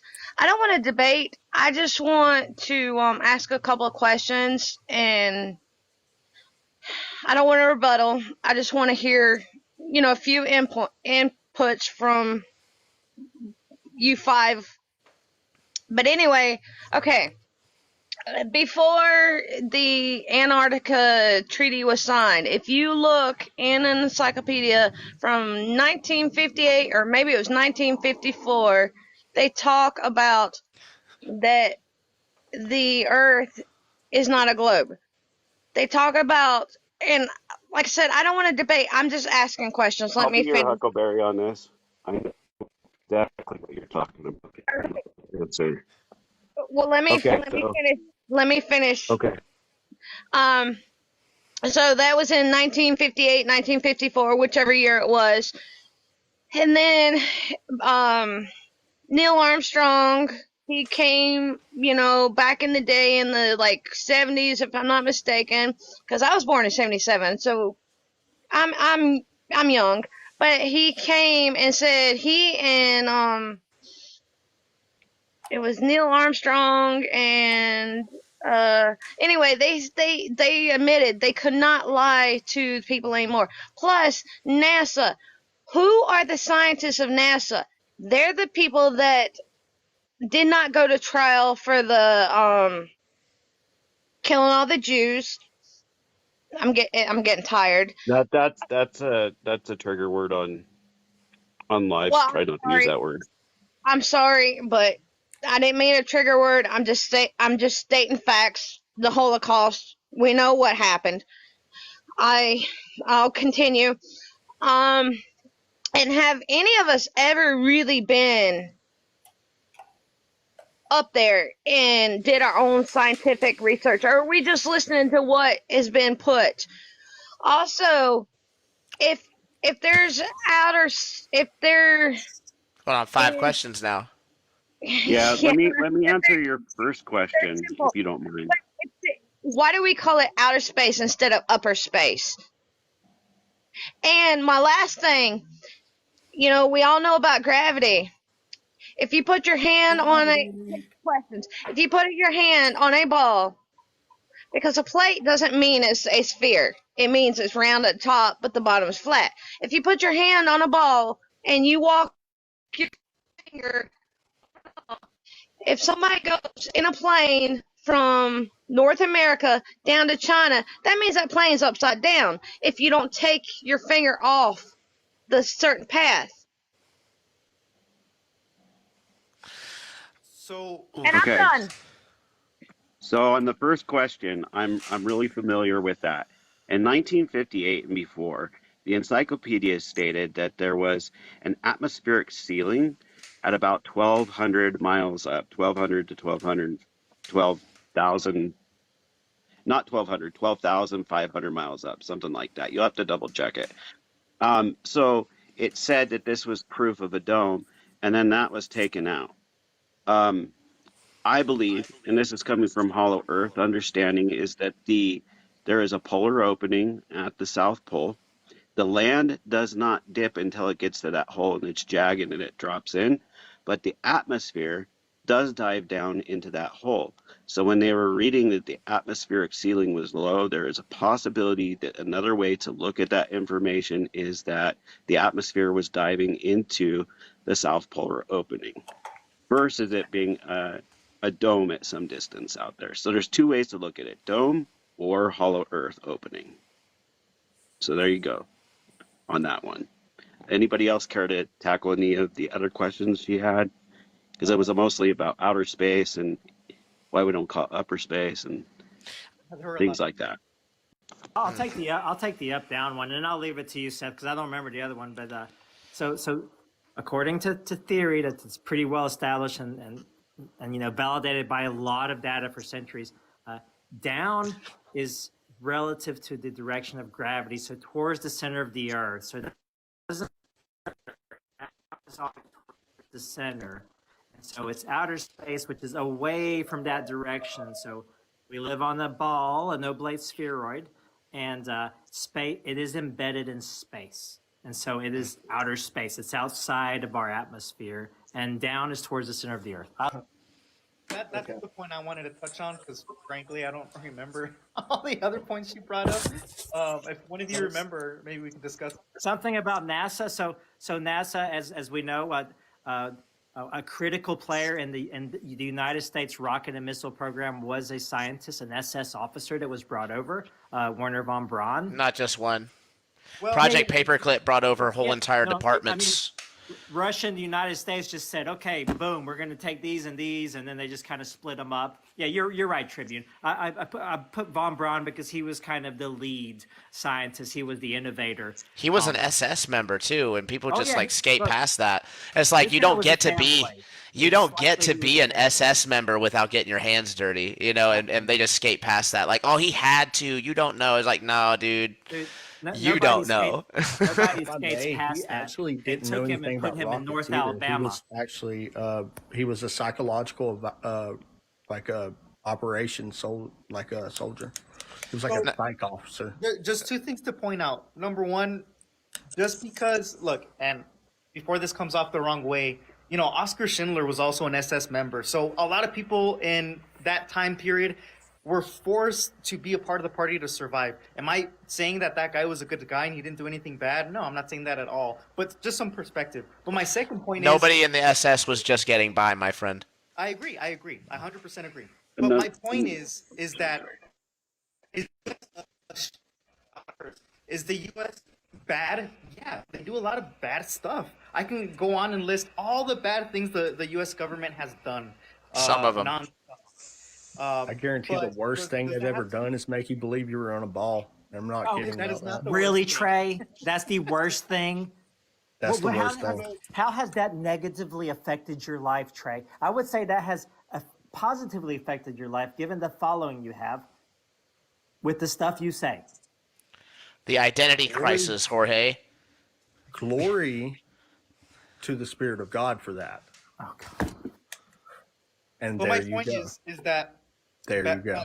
throughout history, there's a lot of crappy people that has nothing to do with the shape of the earth. Crappy governments have nothing to do with the shape of the earth. That's just a fact. That was my point. The other question was, why is it not upper space instead of outer space? Oh yeah, George answered that. I addressed that. Okay, and then the whole Planes. Neil Why don't Armstrong planes? supposedly saying I can't quote this because I didn't know Neil Armstrong said this, but the asker said that why did Neil Armstrong and one other person, I can't remember who, come out in public say that they were tired of lying to the masses. I do know that there is some information out there, and I don't know how much clout there is behind it, but there is the claims out there from at least the UFO community and a lot of people that we really did go to the moon, but we used other means to get there. And while they were at the moon, they saw other things that they were close. Disclosure Project. I'm actually going to be doing a whole show on that. I mean, the people who are involved in that, the iffy information. I mean, Bob Lazar was literally doing a Jeffrey Epstein, like literally having famous people filming them with prostitutes and stuff. And then this is all documented. He actually got everything got chopped down to pandering, but it's all in the police reports. So, I wasn't validating what they say. I was just telling what they say. So, Neil, it was very obvious that when our supposed moon landers got to Earth, that when they did their first interview, that they looked very defeated. And a lot of people say, well, they had to go through quarantine and this and that, and they were tired. But no, they really dodged a lot of questions purposefully, and it seemed like they were being handled. And so there's two ways to look at it. Either the flight didn't happen, or it happened and they were told to keep their mouth shut about what they saw. And a lot more people go with the latter of the two. I mean, that they were told to Or keep it their could be mouths shut. that they're just astronauts and they're scientists and they're not used to dealing with the press in a publicly facing way, and they're just tired of stupid questions. yeah, that's not what they look like. I mean, also, I just jumped in real quick. I'll step down after this. I just have I guess it's more of a philosophical question. Chris, I don't know thanks if for any of you joining, guys- by the way. Thank you. Yeah, thanks for having me, Tribune. Jorge, how's it going? Hi, everyone else. It's kind of philosophical, but I don't know if any of you guys gamble, who are thinking about the Earth is anything other than the shape of a globe. But if I were to gamble, would you say there's probably a globe, or that almost every single person in the last 2,000 years that have lived, and the 8 billion people alive today are wrong, and a few dudes on TikTok just got it all figured out? Hey, but can I answer that by saying how many people do you think all believe that spontaneous generation was a thing, right? And now we know that now we know better, right? Science evolves. What the mass thinks has no bearing on what is true. Nuh-uh, Tribune. I'm going back to spontaneous. Yeah, over generation, bro. 2,000 years, 8 billion people alive, and not Where's anybody in the where did community and the this scientists have 2,000 spoken years- out I against need it, to but know a few your dudes on stand- TikTok got it, or Incredulity. YouTube. Incredulity, I need to know Chris. your They have. standpoint, Chris. Yeah, The you know I'm question right. is, See ya. Do you have a 2,000 year timeline on this? I've got to know. And Man, what a coward! Don't run. yeah, like how do you know? Okay, so is there any way we can get back to the topic I originally came in on? Because It's possible. I haven't had the floor really yet. I've answered some Hey, questions. I'm just Yeah, saying.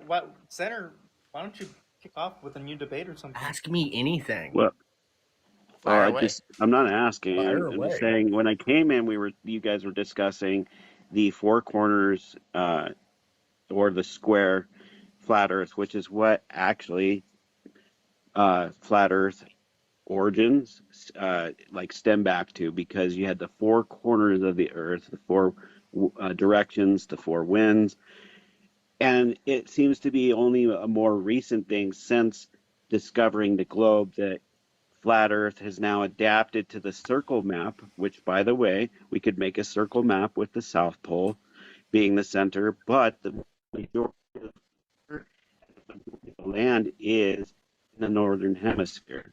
So that's why we use that as a center. And it's so that we can show the whole world. It's easier for navigation, all of those things. But anything beyond the equator is stretched out. So back to the origins of flat Earth, though, that is not the way it was presented. It was the square with the literal edges of the Earth. And everybody's talking about an ice wall.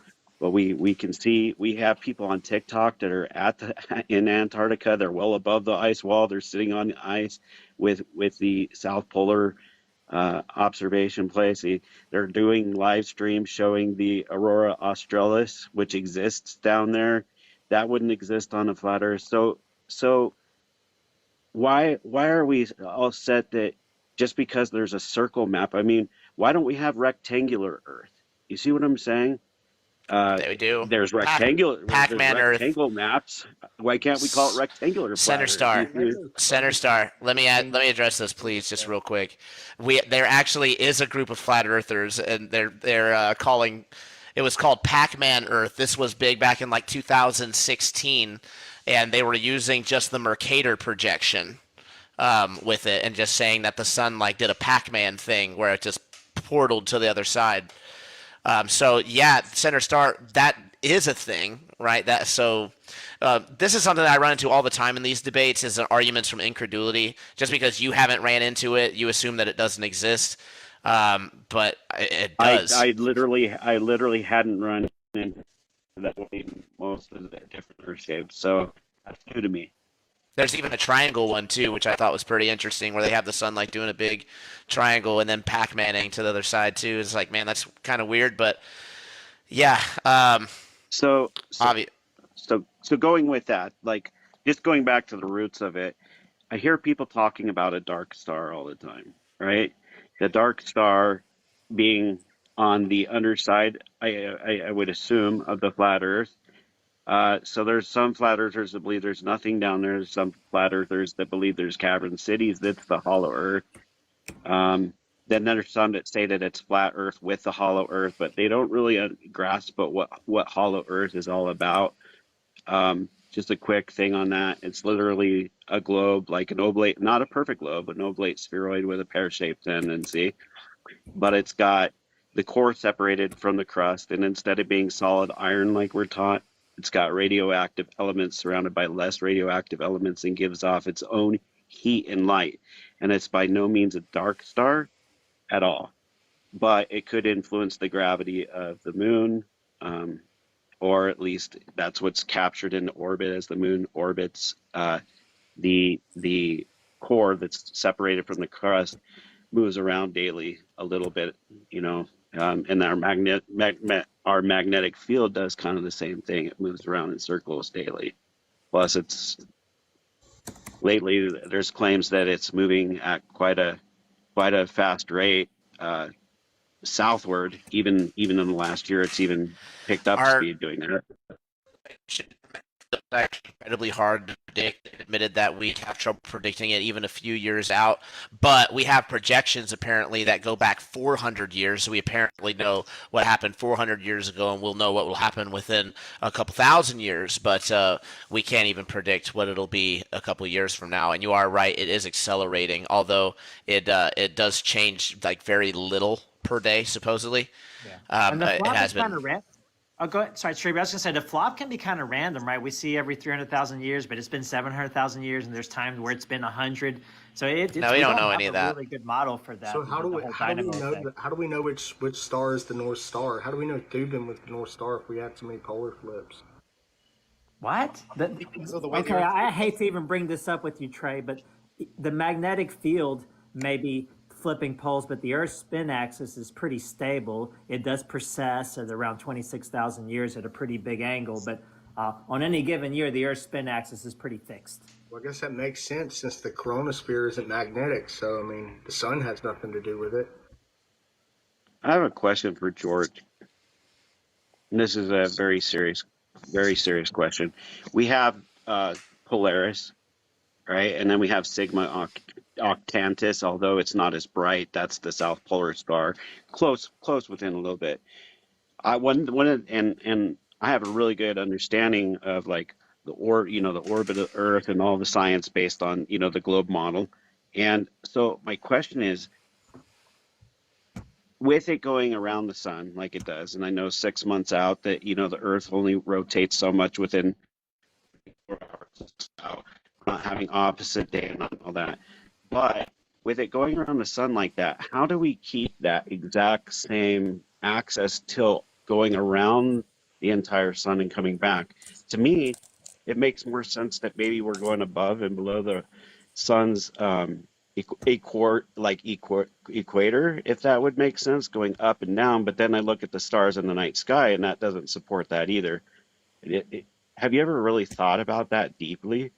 Have you questioned whether we are going around the sun versus that? Because if we're not, then that would definitely explain where we're hiding a bunch of these larger planets and things like that we can't see. If we're literally are not going around the sun, and there is something to the stars and just us above the horizontal plane of the sun and then below it being an issue, that would explain where all these hidden planets are. Yeah, but then observing the stars backfires to, yeah, we're going around the sun. So have you ever really given that some deep thought? I have thought about that, and the scale. We usually just comes down to scale. So first of all, we go around the sun in a plane. This is due to the fact that mostly that the gravitational force is isotropic. You know what I mean by that? It doesn't depend on what direction you look. The result of that isotropy is a conserved quantity, in this case being angular momentum. And so that means that our motion will lie in a plane. Now, this would be perfect for the two-body problem if it was just if it was just the sun and the Earth. But there's a lot of out there. But it's called ecliptic. This is close enough. The Earth does go around the sun in the ecliptic plane. The moon itself goes around the Earth in another plane. It's about 5 degrees off of the ecliptic. That's why we don't have an eclipse every month. But this moon Earth system is going around the sun. And the fact that the stars we look at don't really change position like Polaris is because they're really far. Now, there are some stars that actually all the stars have parallax, because when we measure a star's location here versus here, we are going to see a little bit of an apparent shift. But most of the stars are way too far for us to measure this parallax, but not all of them. So this is conservation of angular momentum to answer your question, bro. I want to take a second Yeah, to welcome Ketchy to the show. Thank you for being patient. I'm sorry, Sinistar, go ahead. No, that's okay. That's just something that I've been pondering, because I'm like, you would think that if there was this, there's a lot of pictures of people, like right now, a lot of people that in Canada are taking pictures of the sun, and and video up and down, and there is 2 images of the sun. And I've seen forest fires here and taken a picture of the sun, and there's always only been one sun. So a lot of people are saying that the fires are purpose set for something that's there. And so in my thinking over the years, I'm thinking, wouldn't we see this? All of these objects So in between the sun or a second luminary, wouldn't we see this everywhere if we're going around the sun? So that's why I question sometimes, are we going around the sun, or are we on one side of it? You know what I mean? But then I go back to... We actually have a basically go up to the Earth, and this does have the ability to polarize light as well as cause effects like double refraction and things like that. So, like as far as like the two suns and like the weird anomalies, I mean, these are the things that tell us that what's going on with the sky is not as cut and dry as we've been led to believe with the mainstream heliocentric model. So what is this electrical spiral that you're talking about? It actually has a specific name for it. We covered it on Globebusters. If you guys want to go check it out on Globebusters on YouTube, we were discussing refraction, all things refraction. So the magnetosphere is one of the words for it. The magnetosphere, is that what you're looking for? It might be that. We called it something else, and it actually had like helio something. Thyroid or It had helio in the word too for some reason. Hey, Tribune. Helio spirit current Tribune. sheet. Yes, that one. Tribune, there's somebody out on the thread calling us heliocentric Satanist. Can you, like, mute that shit? Yeah, guys, I can't have you bullying and calling people Satanists, unfortunately, or it's going to get my live banned. Yeah, Brandon, chill out. Where's my mods? Come on, guys. Okay, so hydrocalcite is the source of a lot of the birefringence we see inside of the atmosphere, and hydrocalcite is formed with sodium and different forms of hydrogen, oxygen, silica, iron, and magnesium. And this is also found inside of the Earth, and it's more refractive than diamond. It's called ringwoodite, believe it or not, and it is amazingly blue. All of it. Shock, melt, and transition, which is what happens with meteors. The only two sources of this stuff is from the interior of the Earth and the atmosphere from the ablation of supposed meteors. But the only meteor that's ever fallen with a significant amount of this is tantalum meteorite. The other meteorites that have this in it were made in a laboratory via analogs. This stuff is what is basically refracting and reflecting the light. The shape of the dome, as you stated earlier, is the heliospheric current sheet. It has a width of about 10,000 kilometers. Now that's kind of small considering how big the sun and Earth are, isn't it? But you can easily look like, what is the thickness of the heliospheric current sheet? So, it's weird. You know, what are you saying about hydrotalcite? You know, that's an antacid, right? I can go to the store and buy Tums. And Absolutely. And do you know that that actually has a big effect whenever you put a PVC chemical into the atmosphere with it? Oh, isn't that weird? So you mix it with plastic and what happens? It weakens and it becomes oxidized and actually kind of makes the firmament a little weaker, actually. But yeah, the thickness of the current sheet is about 10,000 kilometers. The underlying magnetic field is called the interplanetary magnetic field, and the resulting electric current forms at the heliospheric current circuit. The heliospheric current sheet is also called by the interplanetary current sheet. So by your logic, I can get a Tum from Walgreens, and I can buy a stick of PVC. So you want to straw man the from truth? the store, Okay. and I mix. Well, in any case, before we just cycle into another point and don't even give Catchy a chance to have the floor, I'm going to go ahead and hand it on over since he's been very patient. Catchy, welcome to the show. What do you have for us today? You mean sketchy?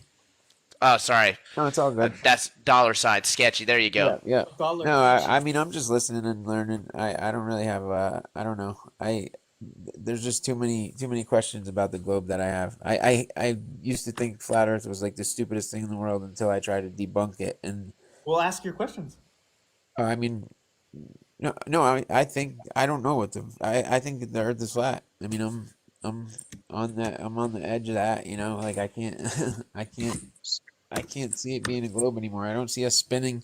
I don't see us like the stars every night. Like, you know, it just doesn't make sense. It doesn't make sense.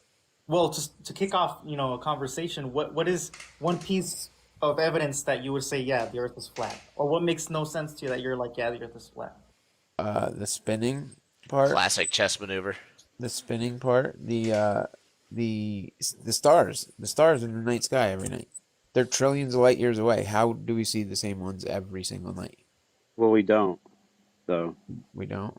That's one of the problems that I was talking about with George. With are we on one side of the sun going up and down, below, above, and below the horizontal plane? 6 months out, we don't see the same stars in the same position, and some of them we can't see exactly 6 months out. Orion being one of them. That's a great example for like the northern hemisphere, because we're on the other side of the sun, and so at nighttime. Right. Center. I mean, you see the stars at night. So when you're on this side of the sun, you only see the stars in that direction. When you're on this side of the sun, you see the stars in that direction. If you And could the see reason, stars during the day, you would see all the same stars just at a different time of day because yeah, of the difference between the solar day and sidereal day. so unless we come up with a better explanation for that, then we're still circling the sun, and that's where I got to with George. I'm like, I want to believe it's the other way, because then that would explain where a lot of planets are hiding, is on the other side of the sun that we can't see. Senator, the explanation is that this thing that we're going around is super bright. So when you're here, Yeah. you cannot see stars in that direction. But when you're on this side, you do see stars in that direction because that's No. I understand that that's the answer. Okay. Yeah.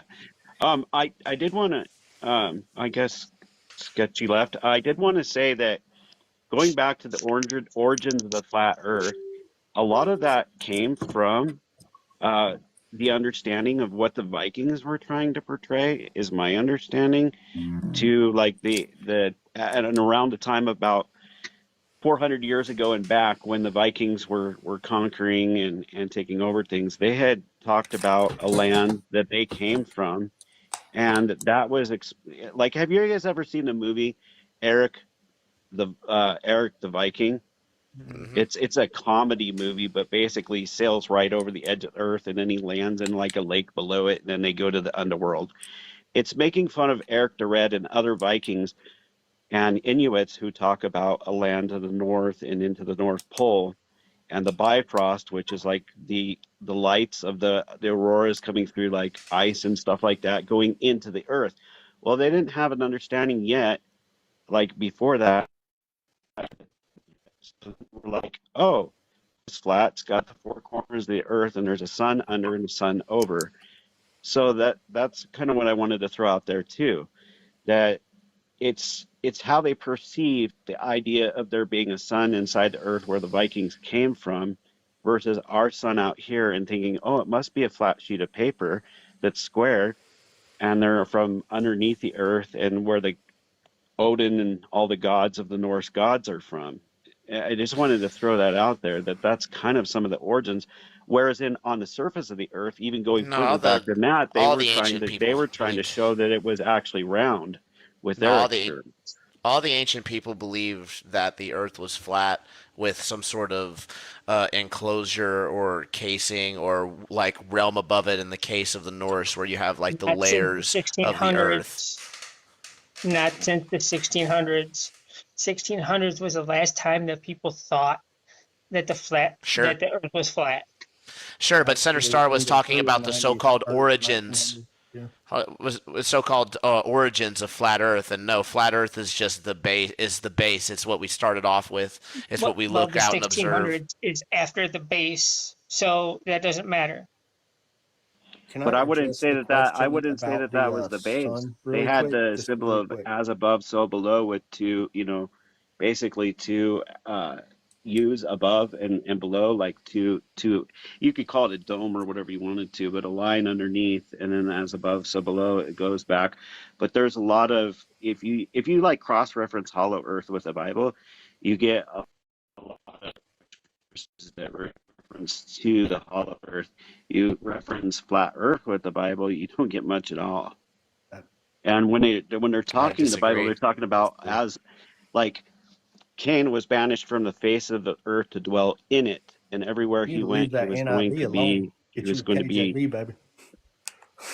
He was going to be attacked. So God put a mark upon his head. And the reference of the story of Noah, it says there were giants in the earth in those days and after. And you could say that. It's simply misunderstanding the grammar of it.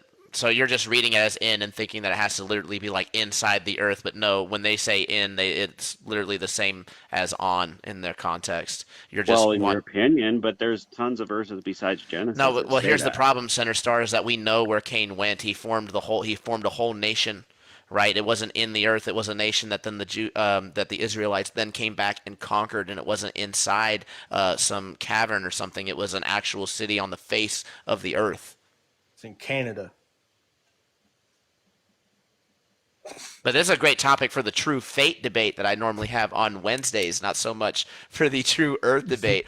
I will say it is 12 o'clock. I will give us the 5-minute warning, give a chance to go around the panel, say any final thoughts, final arguments. But I do want to start with J-Rod because he just got in, didn't really have the floor at all. J-Rod, if you want to pose a question or if you want to make a point or a refutation, anything that anybody said tonight, or maybe start something new to briefly talk about maybe for a minute or two, go right ahead. Oh, I just wanted to comment on Trey's ringwoodite thing.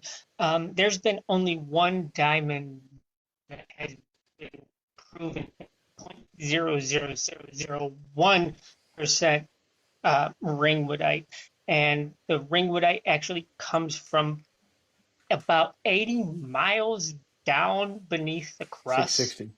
which is into the mantle of the earth. So that automatically disproves any kind of thought of a flat earth right there.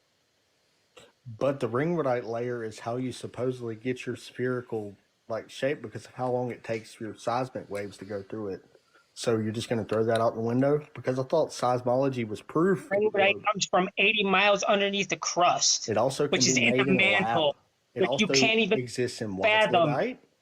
The flat peridot. earth does not go 80 miles into the fucking mantle. You're wrong. Nighttime. Fuck off. Hey, man, watch the Daytime. language. Nighttime. Daytime. Nighttime. It doesn't matter. The fucking mantle is the fucking mantle. Daytime. I'll give you one more chance, man. Try not to cuss in the live. I try not to get this thing banned. Hey. No, I'm sorry. Like, firmament. I really am. I really am, Mr. Tribune. I don't mind you. I mind Trey because he thinks he's smart as hell, but he's a fucking I'm moron. stupid as hell. You said it yourself. You are. Earth's You flat, are. You're bro. fucking Grow up. stupid.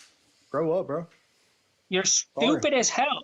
All you right, think so- you know Sorry, everything, but Well, you don't. I'm sorry. In You any think case, you know everything, but you I don't. love you. this though. is the breaking, like don't one love of the anybody. first rules, right? Where we don't be an arse for one, where we don't character attack.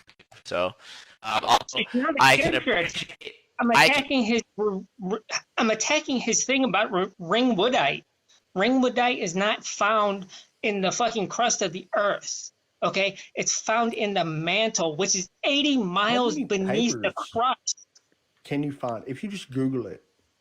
Does that mean just I because? Dude, I've done my research on ringwoodite. You ain't. Okay, I've done my No, you research not. on the mantle of the earth. I've What's done my hydrogen research sulfide? on What's it geology, made dude. of? You can't What's discredit its my refractive freaking rating? Refractive rating. my doctorate, dude. You What cannot color is it? discredit my doctorate. You I just- cannot. All right, You're so a let's. fucking moron. All right, hold on. Let's calm it down for a second. I want a claim of you. specificity with the possible a possible back and forth, right? Let's try not to just rely on the doctorate, right? That just means yes, you have some credentials, means that you know some definitions, and that you can put forward No, a it's specific not about argument, definitions. right? It's about elements. It's about everything that goes along with geology. It's not just about stupidness. So you can, but J-Rod, basically you can make a claim of specificity. So you're claiming that that the type of rock, that $2 tray, is a violation by J-Rod's content has been flagged. Sorry, J-Rod, you gotta go. I gotta remove you when you get the flag. Unfortunately, you were cussing around and can't play around with it, but it is what it is, man. Maybe next time, come on in. Just keep calm demeanor. You can have your points. Just respectfully disagree. $2 tray. I appreciate you coming on as well. I don't think that you were lying about anything necessarily. Or even I can't No, I can't even say that you were misled, right? I haven't seen any of the sources or documentation. You've said some pretty interesting stuff, and I would like to look into it. And I know that you're good about providing I stuff will when asked. So, definitely. Hey, can I send you my phone number? I will text you or my email address. yeah, for sure. Okay, I will set you up. Yeah, yeah, man, I appreciate it. This is kind of stuff that I like to cover. And now that I'm on Globebusters Tech, we're actually trying to work on a working flat Earth model. That way, the globalists won't constantly just say, "Well, where's your model?" Are you guys We'll actually be able to taking? say, "Here you go. Let's scrutinize it." Are you taking applications right now? Because boy, have I got some stuff for you. Oh my goodness. I don't know if we're taking applications, but we're definitely looking for good information as far as what's going on with the world, and I can definitely put you in contact with Miss Cami Nodell as well, Bob Nodell's wife, and she loves this kind of information as well. So I'm sure you guys would have a great conversation. George Physics, Jorge Physics. I'm definitely going to get you plugged in with Whitson as well. I want to see you on the In the Field show so that you guys can have a good conversation. It's not an in panel, by the way. It's just a one-on-one, and it's not so much debate as it is just conversating on what it is that you guys know, and that way we can build upon ideas. And it's a really great show for those who haven't seen it. It's not your typical debate. He's had Robert Sangenis on as well as a couple other people. So definitely check that out. Let's go around the panel and let's get the heck out of here. Whoever wants to.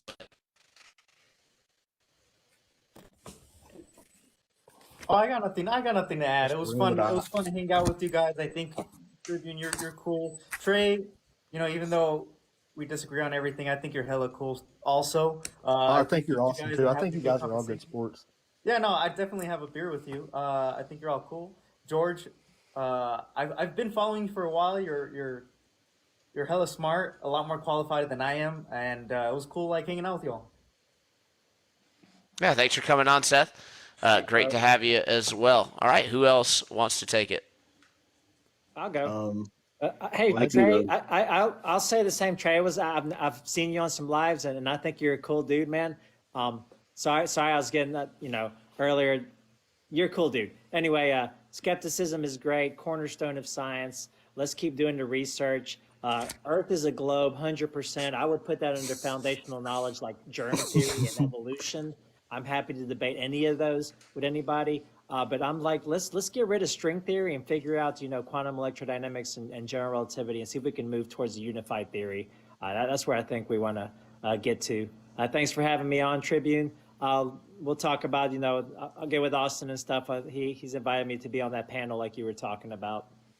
I'd Absolutely, like to man. see if you could follow me, George. I'll put a comment in the comments to make it easier. Yeah, do that for me, man. There we go. And then I'll follow you back because I do have some questions for you because math isn't my greatest understanding, but there, is some like a good grasp on the math side of physics. Yeah. Anybody ever want to talk math or science or physics, just message me or whatever. I'm happy to, man. I'm here to try to help and educate and learn as well. I'm here to learn as well. So Yeah, I love how open-minded you are, Jorge, when having these conversations. Until we get right to the end, where then you're like, it's Jorge, Earth is 100% a globe, foundational knowledge. It's super funny though. Yeah, I'm open-minded, but it's 100% globe, bro. You'll get there with me. We're working on it. We'll see. We'll see which way that pendulum swings. So, back to just closing out or whatever, I would like to add that a lot of the dictionaries, encyclopedias, and stuff were actually controlled by the Flat Earth Society. Many people probably don't know that.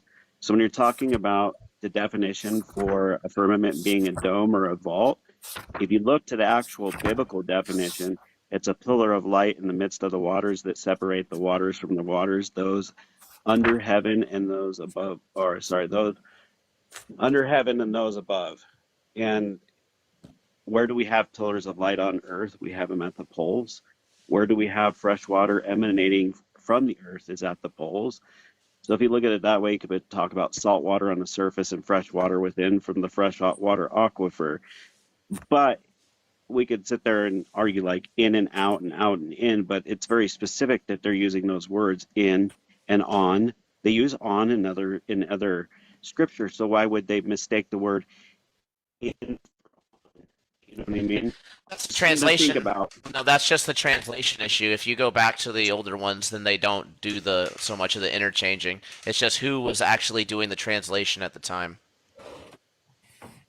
I got like any concordance you So that want was to go my with. I got like big 6. If argument. you want to like hunker down real quick and go through a quick study, I'm pretty sure you'll change your mind by the or either rage quit. But there is Dude, nothing in the Bible that constitutes we live inside of the world. But we do live inside of Antarctica. inside the ring? Now, Yeah, that makes sense. Well, it's the dome. Look at it. Straight up. They'll tell you. It does not It's make made of salt. All right, guys, let's anyways, not. good night. Good night, Center Star. Thanks for Good night. coming on and providing a fresh, different perspective as well. Always glad to have Thank you. somebody who's not following the mainstream right with it. $2 tray. No, You know, I'm just after the truth, but also, keeping the physics and the science behind it. It has to work within that. And, we can't you just have to be open to the idea of reworking the physics down to the base, right?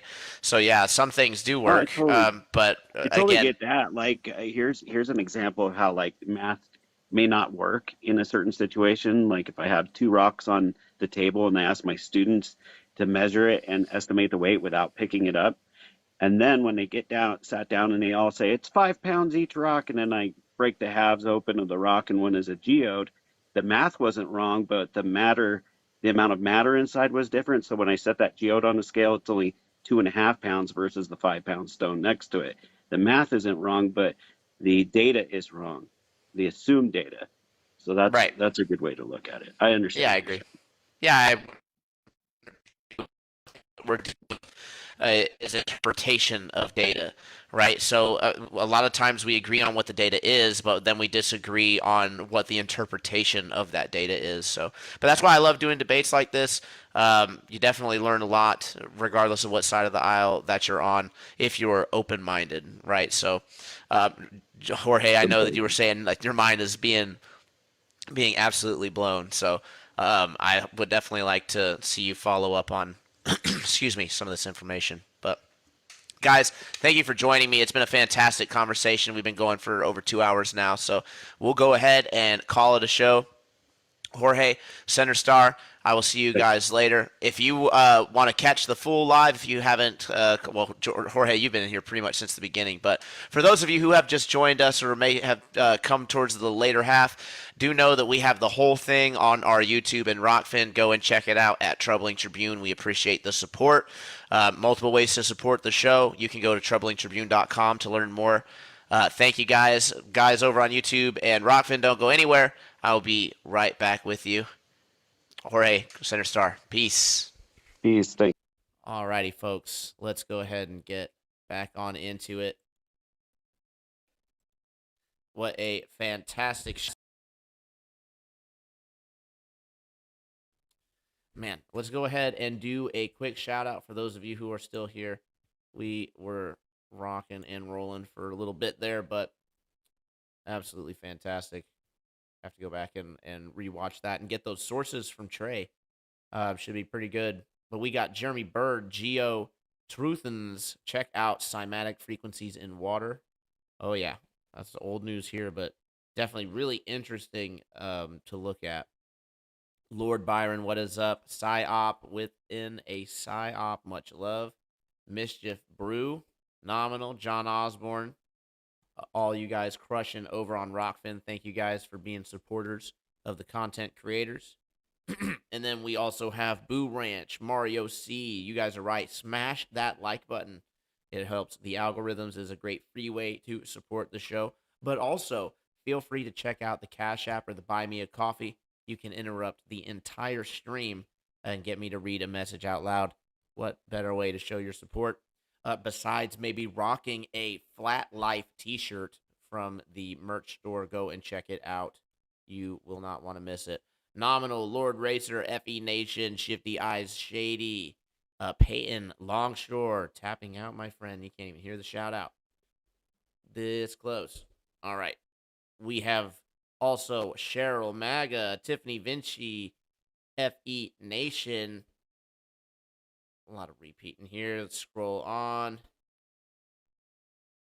Aaron Sanders, RIP to J Rod and his doctorate.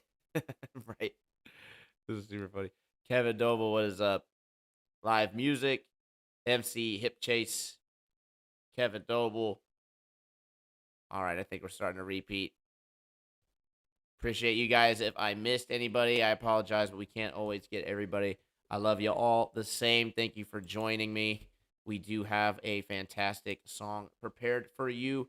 We will see you guys. What is today? Friday.